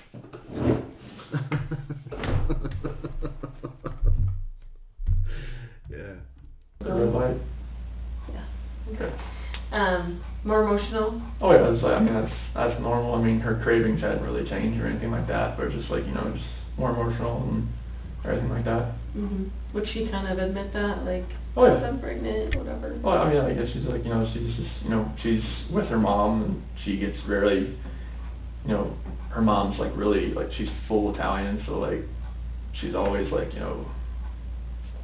always just like gung-ho about everything, Mm-hmm. and it makes you like really anxious sometimes, and like, like it's a lot of stress being over there with, her family and my family as far as like everybody, like she's over there by herself with the kids. Do you guys all get along? Like, just... Yeah, we all, pretty civil as far I know as. you said that you went to your parents by yourself. Like, was there a reason why Shanann and the girls didn't go? Yeah, because there was an incident where my mom had something in the house that Cece was kind of allergic to. What was that? It was some ice cream. And What are your kids sick with, I guess? Cece's allergic to tree nuts. Okay. And so not peanuts, but like. My kid's allergic to peanuts, but not tree nuts, so. Yeah, so peanuts is like I guess it's growing from the ground. Mhm. So the tree nuts like pistachios and cashews and stuff like Those that. are the good ones. I know, and kiwi. Oh, Kiwi's goodness. like grown, like, I guess the spores have like something that's related to tree nuts, found out the hard way as well. But yeah, like there was an incident where she had something in the house as far as it was ice cream that Cece couldn't have, and one of my sister's kids went and grabbed some. She was eating next to Cece, and it was just a point where like Shanann said, they cannot come over here again. Because Cece's the one that kind of would lunge as she would just grab. Like, Oh. if my sister's kid had, It would happen so fast you wouldn't even be able to. you wouldn't know, because like how we figured out tree nuts was an issue is because Cece had a little sliver of a cashew one day, a sliver, and made her react. And her reaction has gotten worse over her last panel was a month, 2 months ago or something like that. and her reaction was a little bit when they prick her back and everything. So like that kind of drove Shanann to where like, all right, they can't come over ever again if you're gonna have this in this house, and that's why that happened. When was that? Was that during this trip, or was that from before? It was during that 5-week span. Okay. Yeah, and they hadn't seen the kids in like 2 weeks when I got there. And Shanann was like, they can't come over. They can't go over there right now. What did you think about that? I was hurt. I was like, you know, I wanted my parents to see their grandbabies, you know. I was hurt, yeah, I was hurt. I was really hurt because I just dragged my way from my new life in heaven. Blowjobs on the couch, philosophy conversations all night long. And and then I come all the way across the country to a load of petty conflict between my mother and wife that for all intents and purposes might as well be the same fucking inconvenient single person to me. It's like they've just merged. Wife mom. My wife mom was fighting, and I realized how much I hated this dealing with this bullshit and just wanted to go back to Nikki's house to play with her dog. Like, even if it's just like we didn't even FaceTime. So like when I went over there, like I wanted to bring the kids, but like I respected her decision. Like, okay, like if you want the kids over there right now, it's fine. I just need to see my parents. Like, since I'm here, like I'm here for a week, you know, I want to at least like go over there, give them a hug, and see my sister, her husband, their kids as well, and just kind of just say, hey, hello, cook out, and just hung out. Do you know if Shanann told anyone in North Carolina about what was going on? Oh, I'm sure she did. Who do you think she told? Oh, she probably told, well, there's people here. I know Nicole probably knew. I know Kathy probably knew. But Nicole lives here, Kathy lives there. There's some of her good friends. But like, would she have told any of her family or friends in North Carolina? I'm not sure if her mom knew or not, if that was the case. Is she pretty close to her mom? Oh yeah, she is, but I'm not sure if she like told her like the entire like thing about the whole like having something in the house. Or I just mean between you and her, sorry, the separation. No. She didn't tell any of her family? No. And why do you know she didn't do that? Because she told me she's not going to tell them. And, like, I knew she was confiding in a few of her friends because she told me that, because she had needed someone to talk to, but she didn't tell her mom or anything like that. Mm-hmm. Do you guys go to church? No, not here. No. No, Since you moved to Colorado, no, you go to church? No. Okay. Like, we were talking about, like, you know, finding one for, you know, with the kids and everything. What about counseling? Did you guys talk about counseling? Yeah. Yeah, when did you guys talk about that? That was probably, we got back on the 7th, back to work on the 8th, so it was probably about the 8th or so. Oh, right before she left? Yeah. Or I guess she left on the 10th, is that right? Yeah. Okay.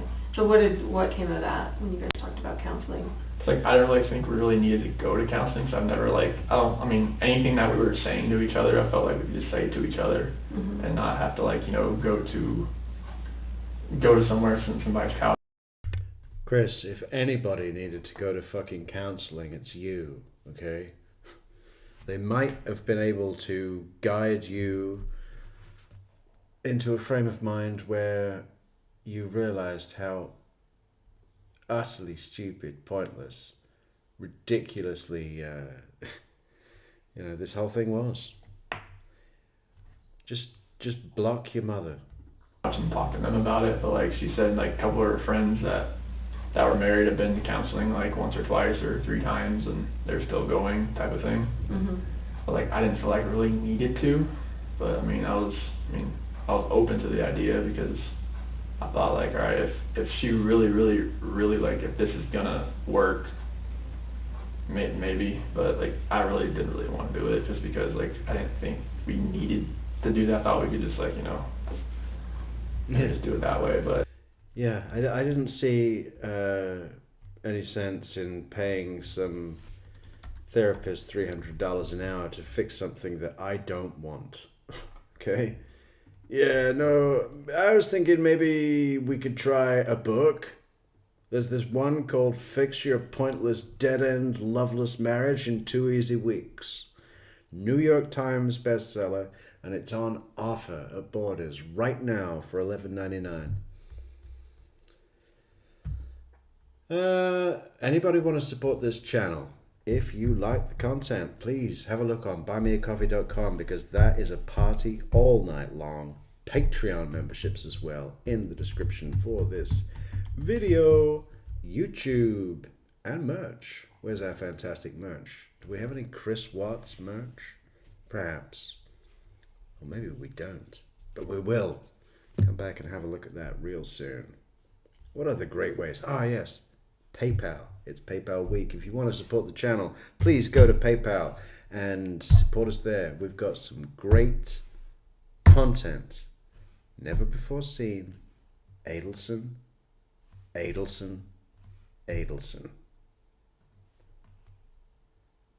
It's coming. It was expensive. Anyone want to help out? That'd be great. The disconnection was there. I didn't feel like it was going to help. Okay. So you get back on the 8th or 7th? On the 7th, go back to work on the 8th. You went back to work on the 8th? Yeah. Okay. And what day is the 8th? Like of the week? Do you remember? 8th, 9th. So it'll be a Wednesday. It was a Wednesday? Yeah. Okay. Because the 10th was a Friday. That's when she flew out. Okay. And then you worked how many days? I worked Wednesday and Thursday, and then I was off Friday because that's when she flew out to Arizona. Okay. So tell me about all the stuff you did on Friday. Or how was it, I guess, before she left? Like, did you take her to the airport? Oh no, Nicole picked her up. Oh, Nicole picked her up? Yep. Okay. What was the attitude like, or what was the relationship like when she left for Arizona? It was, we were just, like we had talked about counseling and everything, and we knew what the sex with the baby was. We weren't going to tell anybody until she got back, because Nicole knew. Mm-hmm. Nicole was the one that prepped everything for her, with the bag and a couple things, pour out a little fake champagne bottle and whatnot. For which one? For a gender reveal type thing. Gender reveal, okay. Type thing like that. Okay. So she did all that for us. And so Friday, I woke up I waited for the kids to wake up, because she left pretty early that morning. Nicole came and picked her up, and she left to the airport. Was it like a gender reveal party? God, that sounds like fun, doesn't it? A load of clapping women. Yay! Oh, can you imagine? All those stupid presents they bring round.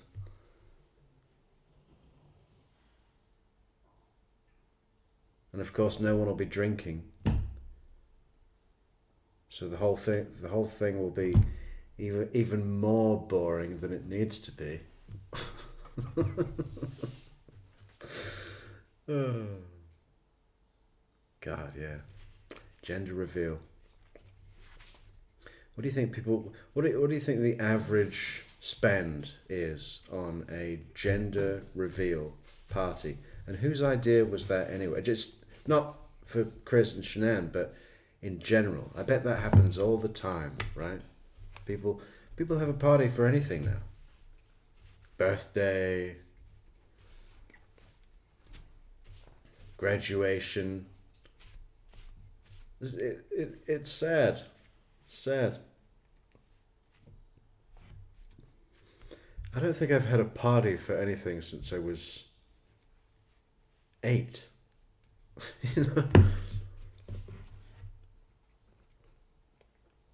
Yeah. Why would you?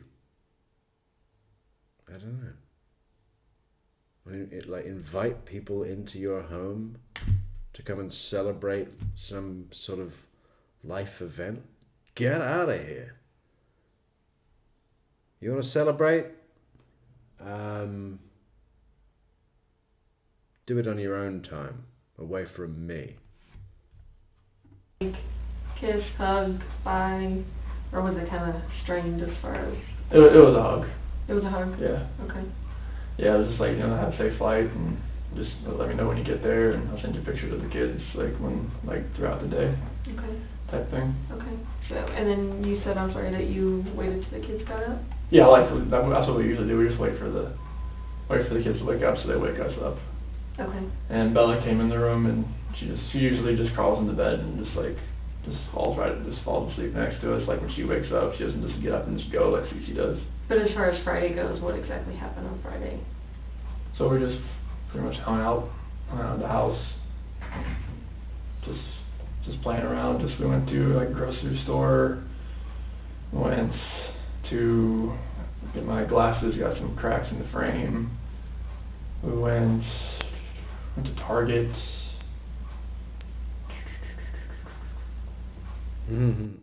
Target, grocery store, optician. Yeah, sounds fun. What happened to sand dunes, car museum, lazy dog, fuck fest in the forest in a tent? For your first time ever, Chris. We went to King Supers. King Supers. We went to King Supers. We had to wait there quite a while. Yeah. No, it was and their air conditioner was broken, so it was hot. Yeah, no, it was about an hour and 45 minutes we waited in line. Oh God! You see, all of this was just tension, and it is dangerous. It is dangerous, and you know, it's a little bit like the Wendy thing, right? The Wendy thing,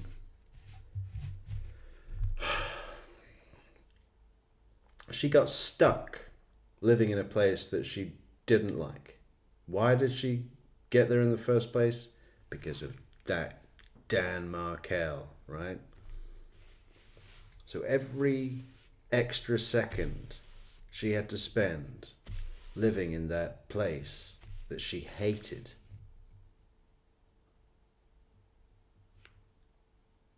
just kept building and building and building the tension until one day somebody got murdered.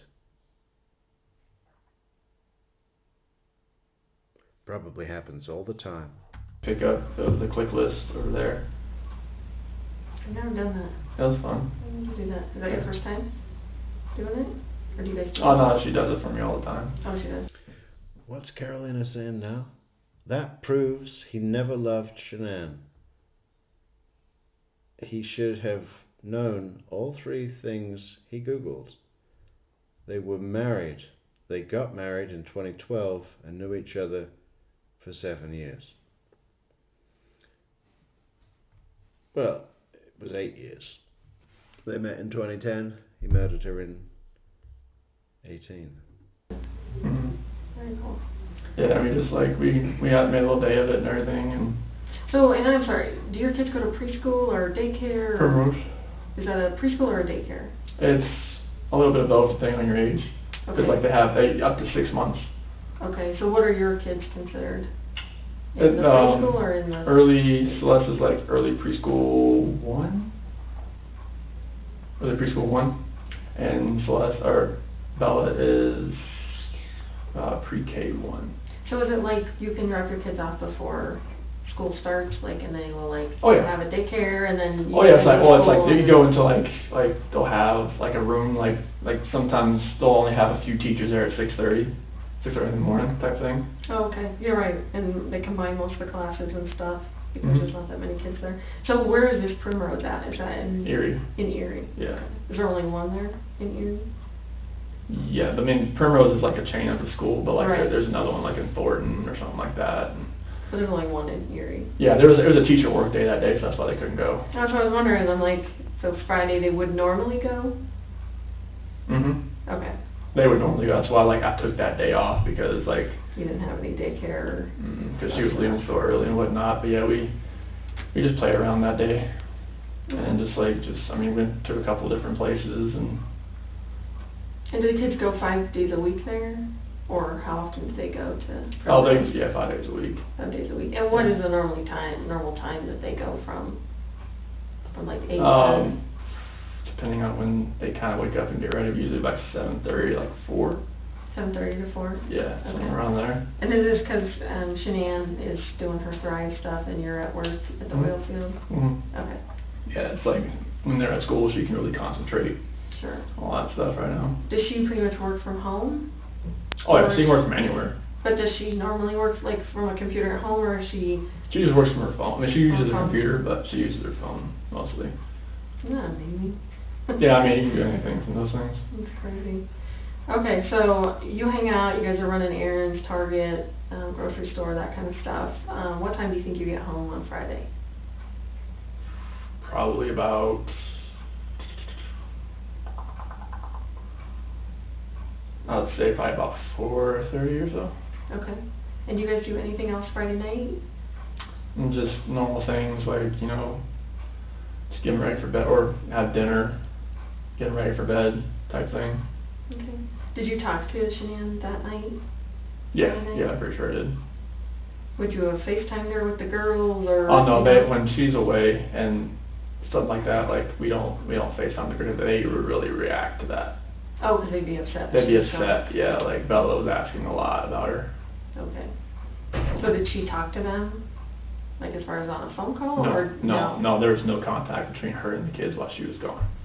And Just Bella was asking a lot about her, and the very next time she saw her own mother, she was dead on the floor.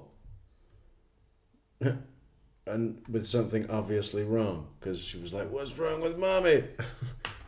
Bad news. What time are we? Only 3 hours 16. Maybe we should cut it off. Maybe we should cut it off for tonight. How far along are we?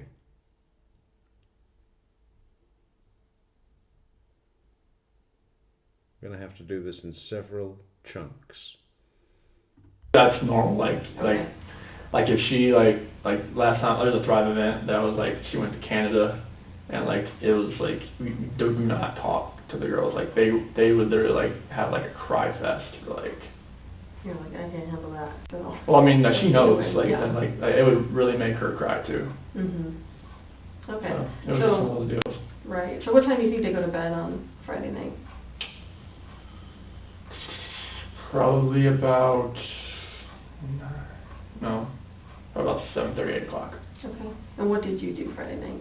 I went downstairs and worked out and just kind of chilled out at the house. And So your weight is in your basement?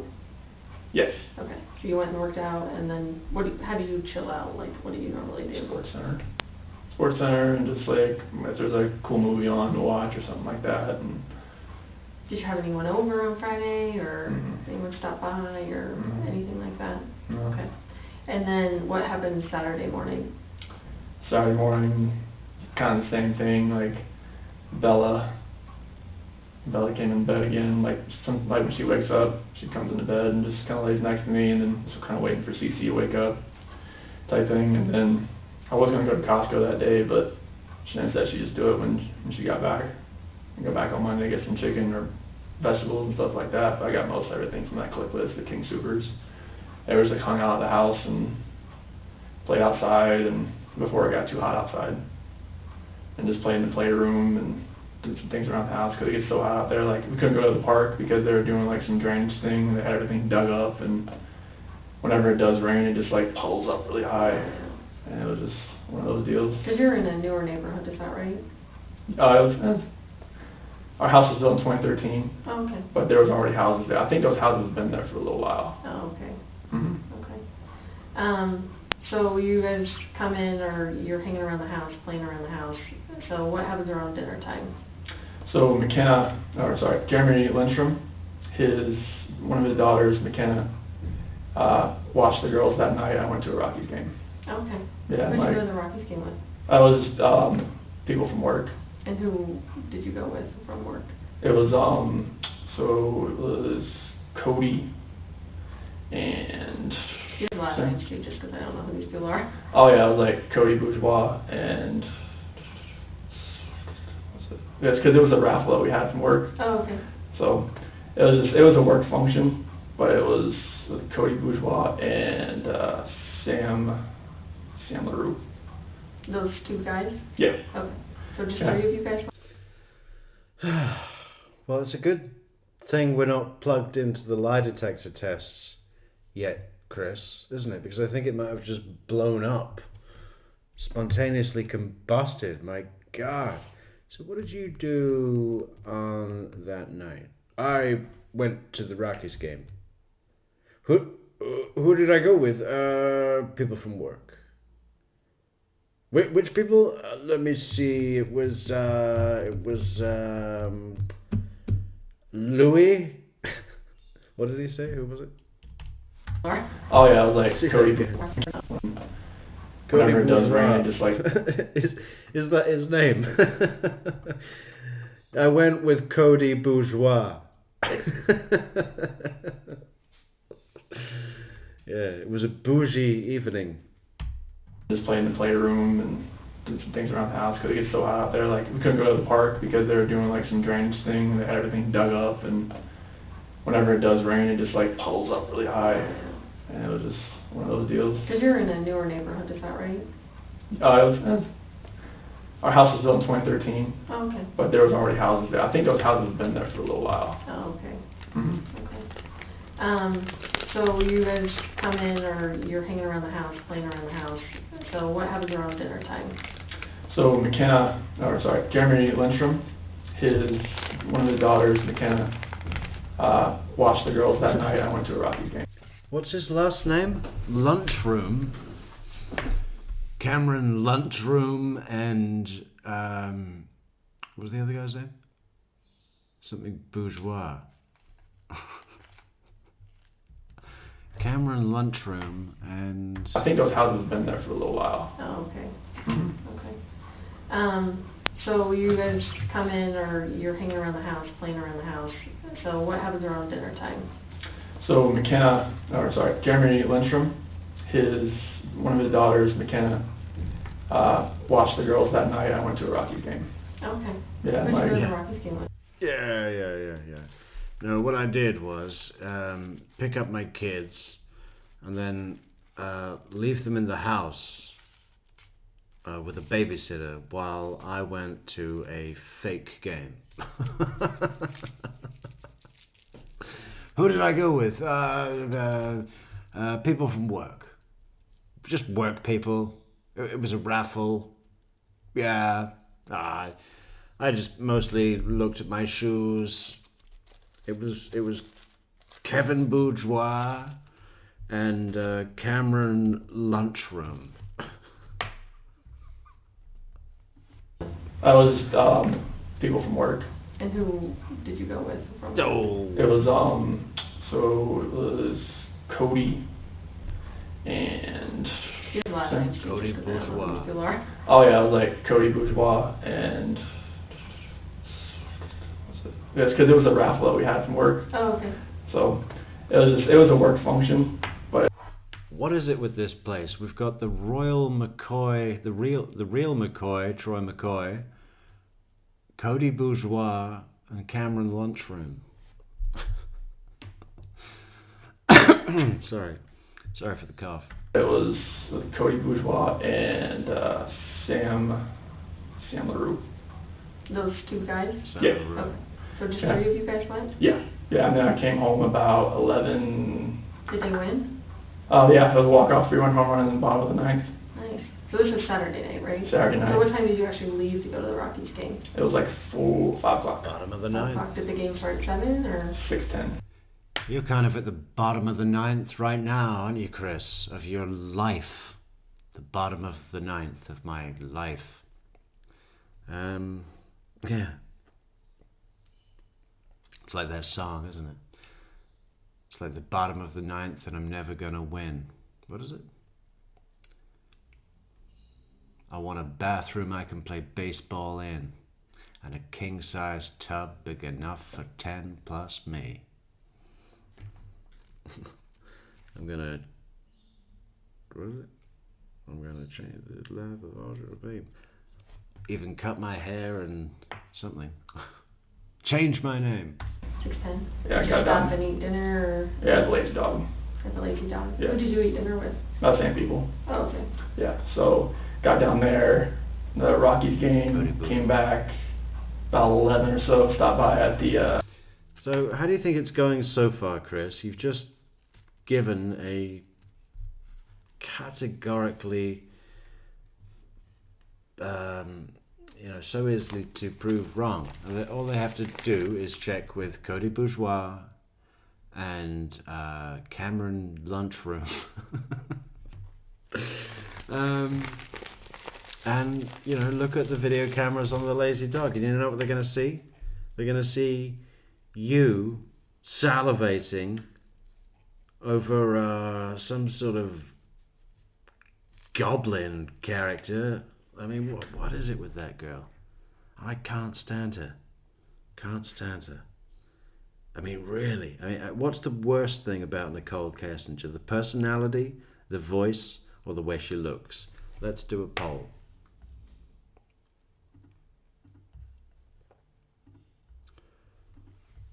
What is worse about Nicole Kessinger?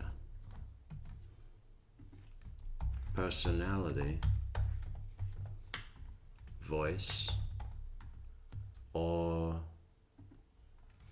looks, or choice in men? Please do vote in the poll and tell us your thoughts, because we love your thoughts, right? You put your thoughts into our thoughts and they all become one. And one day, it's just interesting how it all goes, isn't it? We collect all these stats, all these great polls. It's all going into the supercomputer. gas station next to the house, got some money from McKenna, gave it to her. What gas station is that?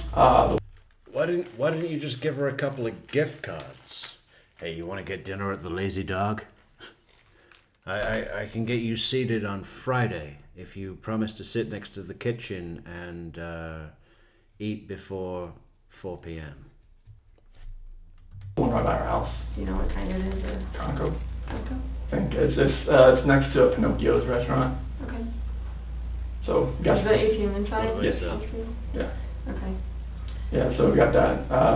Talked to Shanae on the way home. From the Rockies game? Yeah. How did you get there and back?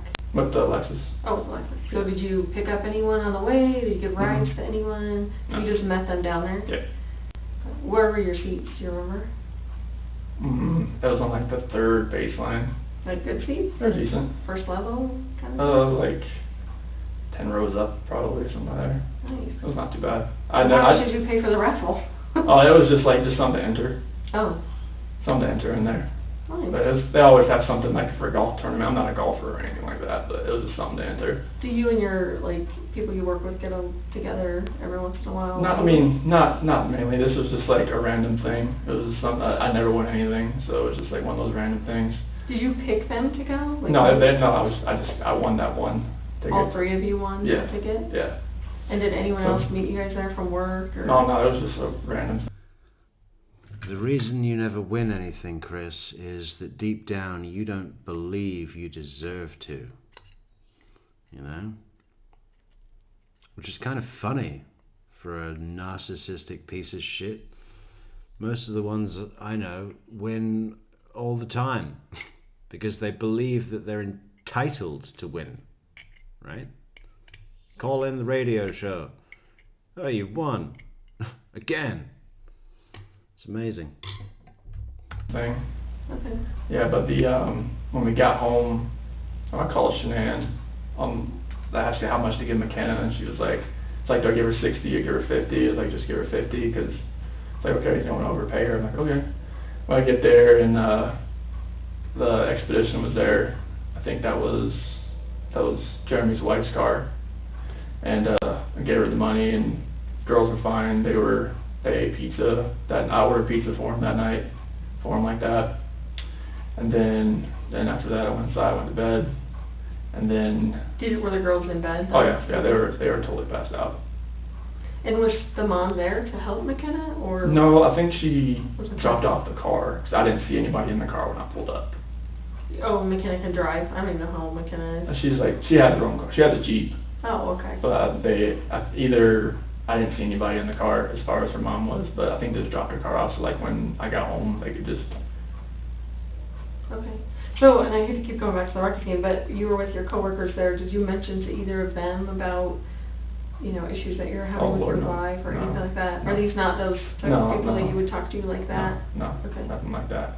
Nothing at all like that. Cause like, it's personal type things. I didn't want like people at work really knowing like anything that I'm going through. Mhm. Only person I really told was my foreman, just because like, if Who is that? Luke Apple, Okay. And what did you tell him? I just told him like, Luke Apple. So what have we got now? Cameron Lunchroom, Cody Bourgeois, Troy McCoy, and what was this guy's name? Luke Apple. These aren't real people, none of them. He's making them up. He's going to say, yeah, then I told my boss, Captain Pugwash. I told Puggy. I wanted him to be aware, like, if he felt like my mind was not on task, that, like, tell me and just send me home type thing. Mhm. Because, like, at work, when you're there, like, you need to be, because there's so much pressure, like, around. Not like pressure, like wellhead pressure, Yeah. like that kind of like pressure. dangerous. Yeah, you stand in front of, like a master valve or like a needle valve that could be open or something like that. So like you don't want to be like 100 pounds could kill you.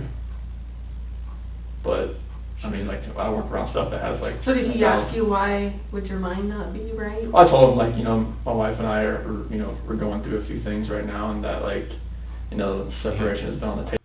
Yeah, I just buried her. You see that shallow grave over there?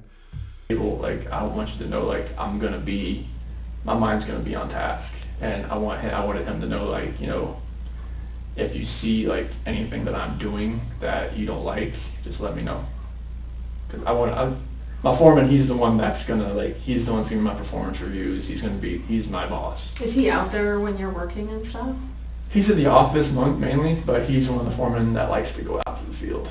Because he may see you out there. Yeah, oh yeah, like he likes to, like if he has like meetings or whatnot, like he likes to, or when he's done with meetings, he likes to get out of the office. So what was his reaction to you when you told him that? It's like, Yeah, Alyssa Brandt, Daniel Spythe. Is it Spieth or Spythe? Oh. And why is he calling himself the human recourses manager? Let me know if anything happens, and I won't tell anybody on the team or anything, like our team, because that's a personal issue, so I'll just keep me in the loop Okay. type deal. And when you get home from the Rockies game, both girls are in their own bed? Oh, yeah. They always sleep in their own bed? Oh yeah. They Okay. don't- So do they have separate bedrooms? Yes, I Okay. have an joint bathroom. Okay. Jack and Jack and Jill. Okay. So tell me about Sunday morning when you wake up. So Sunday morning, we wake up like normal, and like Bella actually goes into Cece's room and wakes her up this time. Okay. So it happens. But yeah, so that happens, and then we go downstairs and watch Bubble Guppies and stuff like that. And I put in bed a little early that day because Jeremy's son, Caden, called Buddy. He's turned 4. Wait, are you talking about Sunday night already? No, it's Oh. like Sunday afternoon. Oh, you put him in bed for a nap? Nap, yeah. Oh, okay. Yeah, Sorry. nap time. Yeah, they have a nap in the middle of the day. That's the best, yeah. Yeah. Okay. So we go over there after a nap. I wake them up. We go straight there. What time is that, you think? So the part of that 1, I woke them about 12:30. Type deal. Did you guys have a present for this little guy? Or Yep. And how'd you get the present? Oh, we went to Target that day, and I got him a little dinosaur car. Okay. Yeah. So earlier before their naps, you Yes. went to Target? Yeah. Okay. When we got the dinosaur car. Do you go anywhere else besides Target? Okay. No, not that Sunday. No. Nuh-uh. Okay. Like, as we got back, it was about that time, and they had some, for like that little early lunch, had some cold, they wanted cold pizza. So that was their deal. It was the pizza left over from the other night. Okay. So they ate that, and they went and took a nap. And then after that, we went to Jeremy's house, and we rode there for like one. So I guess the saving grace is that we saved these two children from certain childhood obesity. They either want chicken nuggets or French fries or pizza. They wanted cold pizza. I got them the pizza. We had a lot of pizza from the other night. But tomorrow it's back to the nuggets. 15 to like probably 4:30, 5 o'clock. Out there, it was like, I didn't know it was gonna be like a water balloon like pool thing. That little mini pool out there with water balloons and everything. Type deal. Yeah, this little pool type thing deal. This little pool thing, you know, that type of thing deal. It was like a pool type deal. Cold pizza deal.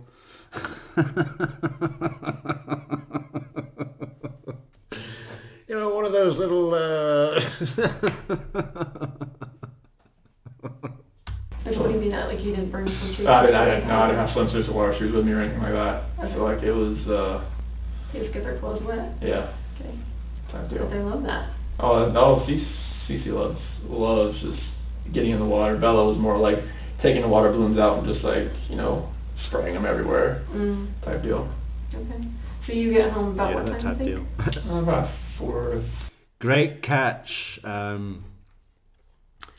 Montalbano. You've given me a new project. We're going to find how many occurrences of type thing, type deal Chris says in this entire video. We will post the results tomorrow on buymeacoffee.com/true crime metrics. 5 o'clock. Okay, so what happens after that? Immediately just put them in the shower and try to wash them off because they had, you know, sand and everything. Because they had a little sandbox over there, like with their little playground. And so I just put them in the shower immediately, just wash them off. They can usually like wash their hair by themselves and whatnot. So So are you in the shower with them? I'm or- on the outside. On the outside? Yeah, I'm just like, I let them kind of do their thing and wash them up and everything and get them dried off, put some lotion on, pajamas, go downstairs. They wanted pizza again, so cold pizza. What kind of pajamas did you put on them? Just for nightgowns. What did those look like? It's probably, I think Celeste had like a pink one with like little, like a drawing of like a bird or something like that. Okay. And Bella, it might have been one that said like believe on it.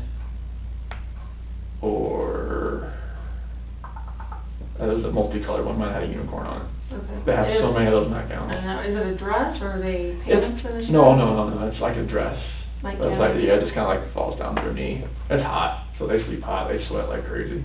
Okay. Do they take their pajamas off at all during the night? No. When they're normal? Cece has a nighttime diaper. She keeps a nighttime diaper. But she, I mean, as far as getting hot and stuff, they don't like strip their clothes off in the middle of the night because they get hot or anything, No. or do they? No, I've never seen them do that, unless they have pants on. Like if they have like they have their mermaid pajamas that has like a t-shirt and pants, they'll take that off, The shirt part? the pants. Oh, the pants, Yeah, because they get so hot. right. So Oh, I've never heard that yet, that noise. rinse that button thing, yeah. Is that what was beeping? No, it was just like, maybe it Oh. was like that getting hit or something like that. No, I wasn't touching it. No, like in another room, another Oh. room, they always have that. Yeah. They all have that. Okay, so you get them in their pajamas, Feed them dinner feed and them. FaceTime, Shanann's parents. so not Shanann, just her parents? Yeah, her parents. Okay, perfect. Yeah, so they FaceTime them for a little while, and after that they sit on their couch. They have a Minnie Mouse. Cece has a Minnie Mouse couch, and Bella has a Sophia, the first couch, and they chill there. And Wow, that's fucking cold, isn't it? In some ways, it's nice to let the grandparents have one final conversation with their little grandchildren. In other ways, this sick guy watched his kids FaceTime with the grandparents, the mother's parents, knowing that he was going to destroy all of their lives. I mean, fuck. Cold, man. No feeling. Give him a little snack, and Celeste had some vanilla wafers, Bella had some chips, and then they each wanted the switch after they were done, so, sorry. Bella had vanilla wafers after that, and Cece had some, like, Cheez-Its or something like that. Okay. And then, after that, just brushed her teeth and got them ready for bed, and they both used the potty, and like they normally do, and put them in bed. Okay. Do they normally go to bed right away, or? Well, they do lay in bed. Like, they don't get out, like, once the rain machines are on and lights are out. Like, Bella came out twice that time just because she knew, like, Shanann was coming home. Like, I told her, like, all right, she'll be home Monday type thing, because, like, Shanann's not going to just go in there and wake her up at, like, in the middle of the night type thing. So, like, I told her, she'll be here Monday. And she knew, like, wake up. Yeah, she knew, like, all right, time yet? Like, she comes out, like, she home yet? Like, no, baby, just, when you wake up. Okay, when you wake up, okay. About two times she came out asking about. Is she home yet? How nice. She home yet? That, but Celeste hasn't. She hasn't done that yet. So as far as, you said you talked to Shanann at least one time to ask about how much to pay McKenna. Yeah. Did you talk to Shanann any other time? Oh yeah, like during the day Sunday. Okay, and how was that? It was just fun, just talking about the kids and, like, you know, texting back and forth. I don't have much signal over at Jeremy's house. There's like a dead zone on Erie Parkway over there somewhere. Did you send her pictures? No much signal there either, huh? Hello? No. Hello? Hello? Can you hear me? Hello? Pictures of the kids Yep. at the party and stuff like that? Yep. Okay. Yep. And was Yeah. she happy about that? Was she I was like, upset yeah, or upset, I or? miss them type thing, you know. Yeah, but, like, I sent her pictures while she was gone. What about like phone calls? Did you guys have any phone calls? Yeah, we had a few. I couldn't call her over there because it was bad signal area. I barely get the text messages out. But yeah, I But mean, you didn't call her at Jeremy's, is that what you're saying? Yeah, I couldn't. But the other time, like Saturday night? Oh yeah, like everything. Yeah, we just, you know, talked and asked how everything went and everything like that. And once I got him home, like after the party and got him to bed and everything, told, you know, Bella's like, she knows you're coming home and she's ready and everything. And she was texting me like about, like, 'cause the power went out, I guess, in Arizona because of the dust storms, and her friend Addie and Cindy, like, they paid for dinner and stuff like that. And yeah, Nicole and her were at the airport, and stuff like that is another big one. Ezra McCandless uses that all the time. All the time. Addie's plane got delayed, and they were hoping theirs weren't getting delayed, but it ended up getting delayed. So what, like, if you could have taken her pulse then, like, how was she as far as communicating with you? Was she, you know, like same old Shanann, or was she still kind of upset, or I mean, distant? it's kind of hard to tell through those texts, but, like, she was ready to get home and see the girls and just be home. But as far as her relationship with you, how did that feel to you? I mean, it felt like she did when she left. Like, it felt like, you know, like, she was, like, in that state of mind where, like, okay, she decided to be home. Like, maybe she, like, it's kind of hard to really tell, but through a text, but, like, she wanted to get home and see us. Because she had been away, like, when she was in North Carolina for 6 weeks, and then she comes home for 2 days and goes to Arizona. Like, she only been home for, like, 2 days in a 6.5 week span. So she was just ready to be home, be with us, and just kind of, like, just be around us. So, what time was she originally supposed to be home? 11. Oh, 11? Yeah. Okay. So obviously that gets delayed till Yeah. whenever. Yep. Okay. She got home, she didn't get home till like 2. She didn't leave there till like 11. I think they're an hour behind Okay, in Phoenix okay. at this time of year, 'cause they Did don't. she text you when she landed, or, I mean, did you know? No, when she was texted me landing? that it was delayed, and I think she texted me when she took off, but she didn't text me when she landed. Okay, I just felt her, like, get into bed. okay. And you said that was around 2, you think? 2 And o'clock. you know there was a doorbell thing, is that what you said? Yeah. At 1:48? Mhm. Describe the doorbell thing. So it's got like whenever like a proximity, like she walks up. Like a motion thing? Yeah. Okay. And now, is that tied to like a home security system, or is it just Ours. a single doorbell thing?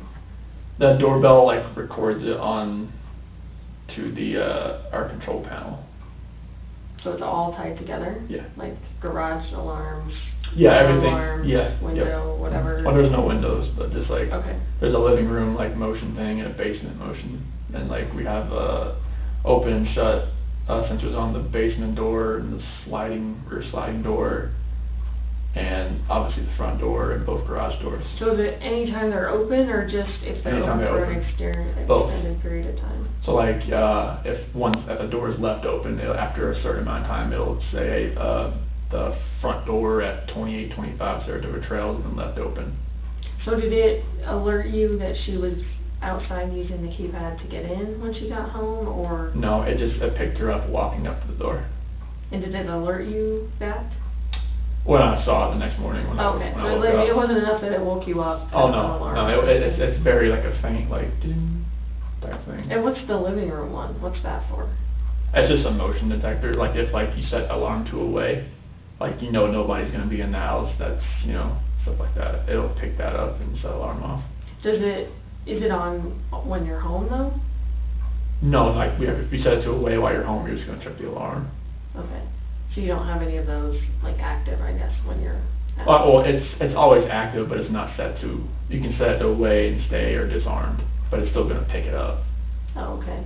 Like it'll, like if you look on my phone, like go to the Vivint app, it'll show you like living room motion system detected. So, and I guess, so just for my own knowledge, did you actually look at that, obviously when she went missing, and the girls, did you look at your living room alarms and that, I mean, to see if there was stuff going on in the It living doesn't, room? like once, cause we had so many like doorbell trips, cause it was messing up so much as far as like little things setting it off, I can only go to the history so far.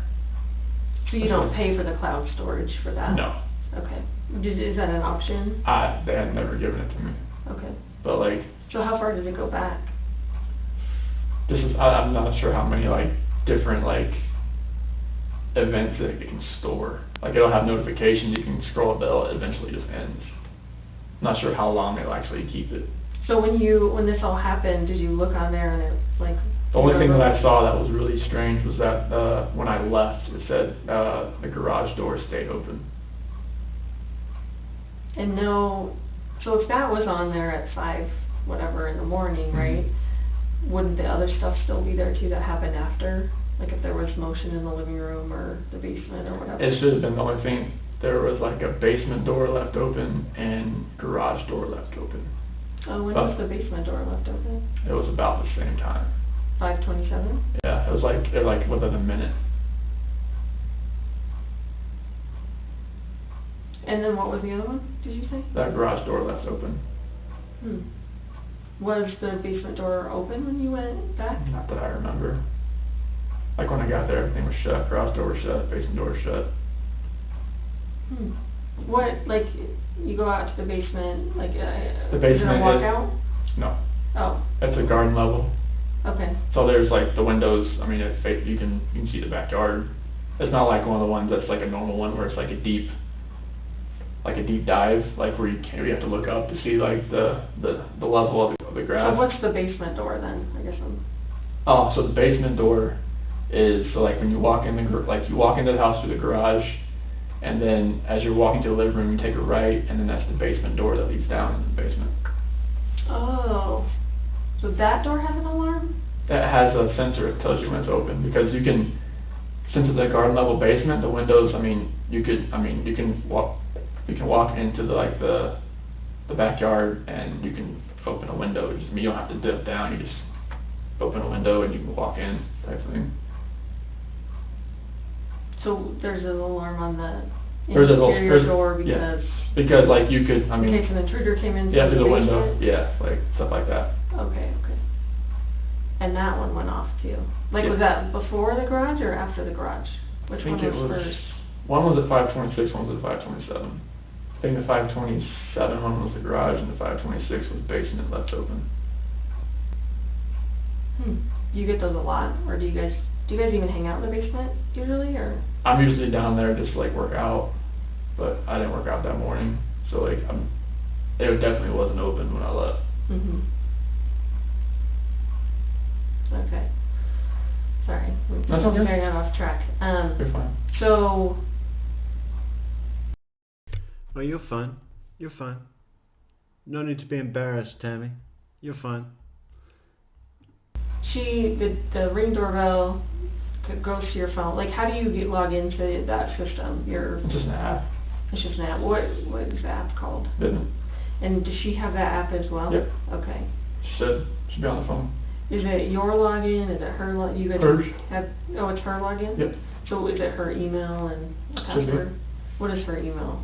ShanannWatch@gmail.com. Okay. Do you know what her password is for that? It should be like 428-4915, capital S, lowercase w. Say that one more time. 428-4915, capital S, lowercase w. Okay. Is that what she uses for other stuff, or? Yes. Okay. Yes. Kind of common. Yeah, sure. Her Yeah. go-to password? Yeah, it's a phone number. Okay. Okay. Oh, that makes sense. So, It's a phone number, not hers, but it's a phone number. right. Okay. So, I know, like, I have a Ring doorbell, and, like, our flag will shut it off sometimes, you know? Yeah, that's it'll why I kick took on. my flag down, because like it kept like, after we had like the camera reset, because it wasn't working for a little bit, it was picking up, I thought it was the flag, but like, it wasn't. It was like picking up just like the tree moving around Yeah. and bush, like a branch or something or. Like a shadow or something, like, yeah, I feel like Yeah. ours does that too, so. Is that the system that was installed in the home when you moved in, or is that something that you guys We did. installed? When did you guys install that? I would guess 2 years ago, 2 years ago? I think. So are you completely asleep when she gets home? Yes.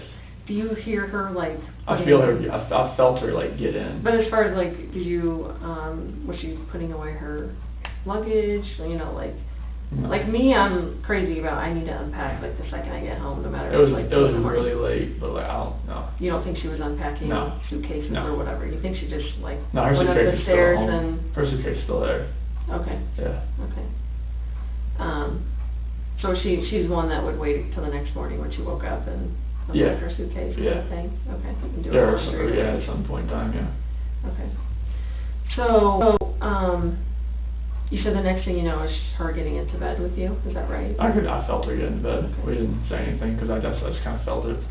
Okay. Do you know if she was on her phone, or like how any of that works? I don't think she was on her phone, like, 'cause, I mean, it was really late. So what is her, like, routine for when she comes to bed, like, before she gets into bed? I know it's kind of weird because she was coming from the airport, but, like, on a normal night, like, does she brush her teeth, take our makeup off, Yeah, like, it's- give me that routine. Yeah, so normally it's like, alright, she'll brush her teeth, she has some makeup remover, like a rag, and she'll do all that. She'll take her the balance, which is like something to help, like, stomach, you know, help everything. It's like I don't say like a laxative, but it's something like that. Mhm.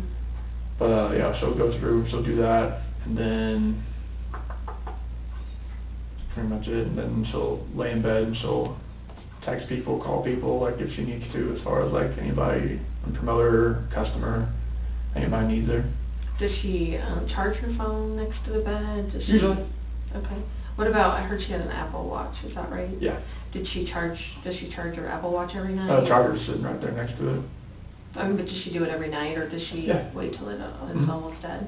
She usually does it every night. Every night? So Yeah. she doesn't sleep with her Apple Watch on? No. Does she sleep with anything else on? Usually a t-shirt and underwear, that's about it. T-shirt and underwear? Yeah. Okay. What about that night? Do you remember, or that morning, I should say? I think it was a t-shirt. I think it was a t-shirt and underwear. I think that's because it gets so hot in the house. We had issues where the the AC for the top level had been like cutting out, so it just felt hotter upstairs usually. Okay. So like, I mean, I just sleep in boxers, and like I know that, you know, we're both like furnaces, so like when we're in bed, so. Okay. So a t-shirt, underwear, like, do you know that, or are you just I'm just guessing? guessing. Okay. Did you see her, like, I outside of the covers? just saw her like, you know, like here up, 'cause that's when like I felt her crawl in the bed. Was there hugging or kissing or anything else that went on when she got into bed? No, I just feel her get into bed. Where's your, like, how do you sleep? I sleep like facing the wall. And what side of the bed do you sleep on? So I'm on, like, if this is the bed, I'm on the right side, she's on the left side, so I'm usually like this. I'm usually on my back or side. I'm not a stomach sleeper or anything. Okay, so your back is to her, basically. That's when I got off, I kind of feel her, because that bed is, it's never feeding bed, but like, it sucks. And I could feel her get into bed. Okay. And then, as far as like jewelry, does she take off jewelry? I don't even know if she wears jewelry. The only thing she wears is her wedding ring. Does she wear that to bed? Mm-hmm. The only time she ever takes it off is to color her hair. To color her hair. So she keeps it. Now, had she stopped wearing it at all because of, you know, you guys going through your hard time or anything like she wore it to Arizona and all of that? Mm-hmm. Okay. So, because I think, was her ring left in the house? Yes, on the nightstand. Was that unusual? Very. Like you found that to be odd, not? Yeah, if she colored her hair, it'd be in the bathroom. And then she put it right back on. Did you see any evidence that she colored her hair, like to? No, because she just colored her hair the week before. Okay. Because I think her mom and her, they're going to do it because her mom's a hairdresser. Okay. So she does it with her mom, or? Well, she was going to do it because her mom's a hairdresser there, but I think she just colored it on her own.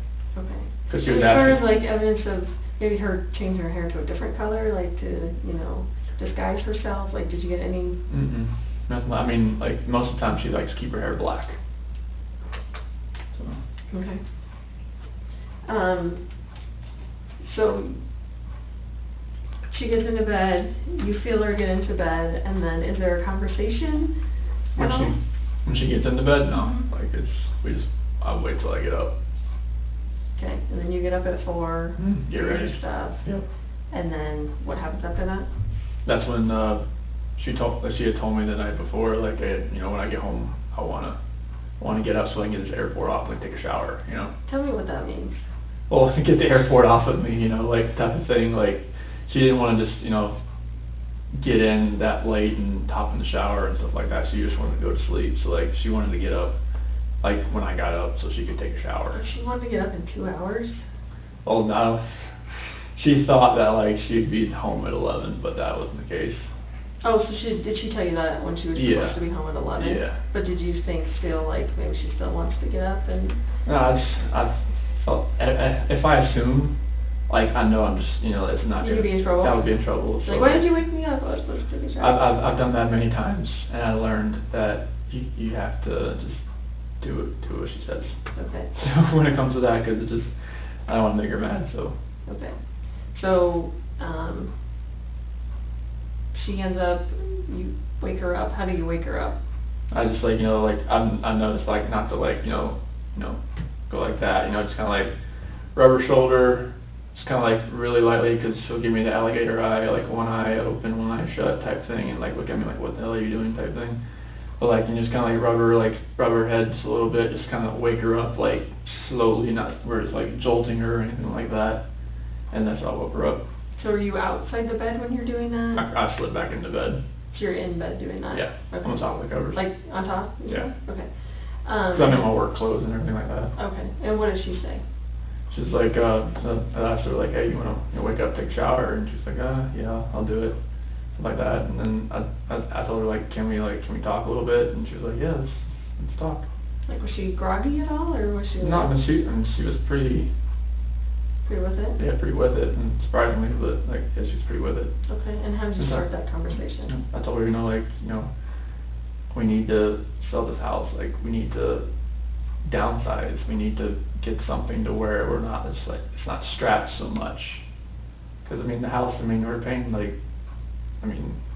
can I go down how much we're paying a month for the house? Yeah. It's like $2,700 a month. Why did it have to be this day?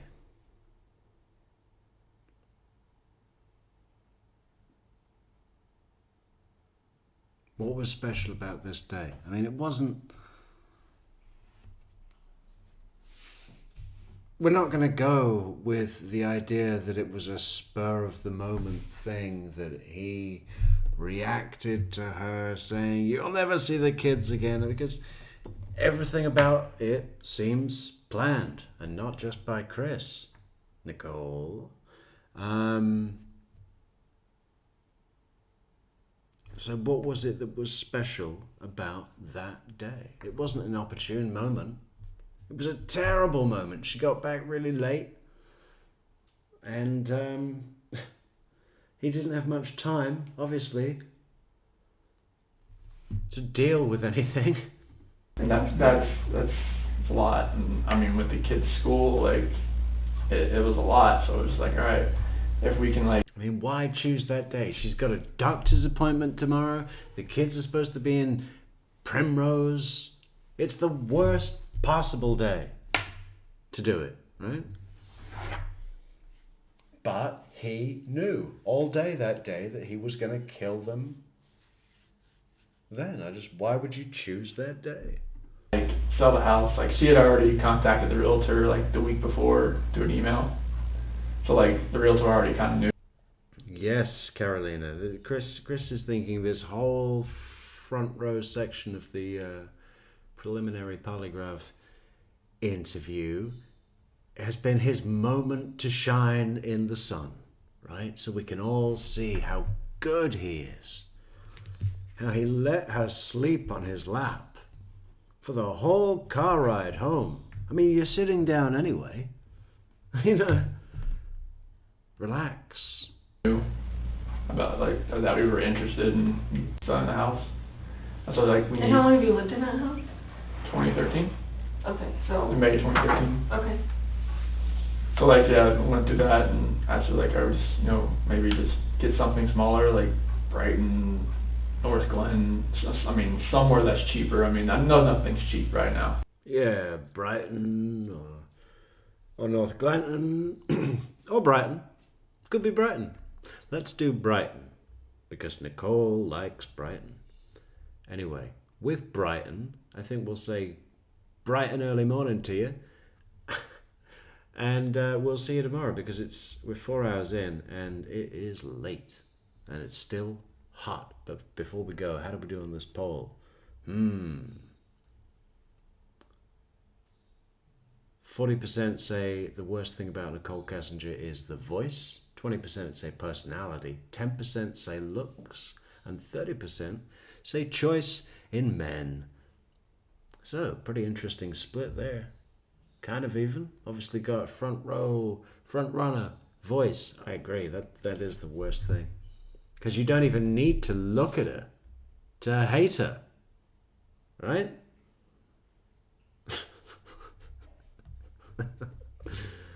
Oh, no, it's been fantastic, guys. Thank you for joining us for Tam versus Chris, part 1. Yeah, we'll be back with more. Or maybe we'll switch it up. We'll go with Cindy Watts. I'd like to have a look at Cindy Watts. Maybe a short stream in the day tomorrow. Let's do it. Until then, I've been True Crime Metrics. Thank you so much, everybody. Good night. And like the video. Please do like the video on the way out. Subscribe, share, leave a comment. Support the channel on buymeacoffee.com. PayPal. Welcome to PayPal Week. Become a member. Love us.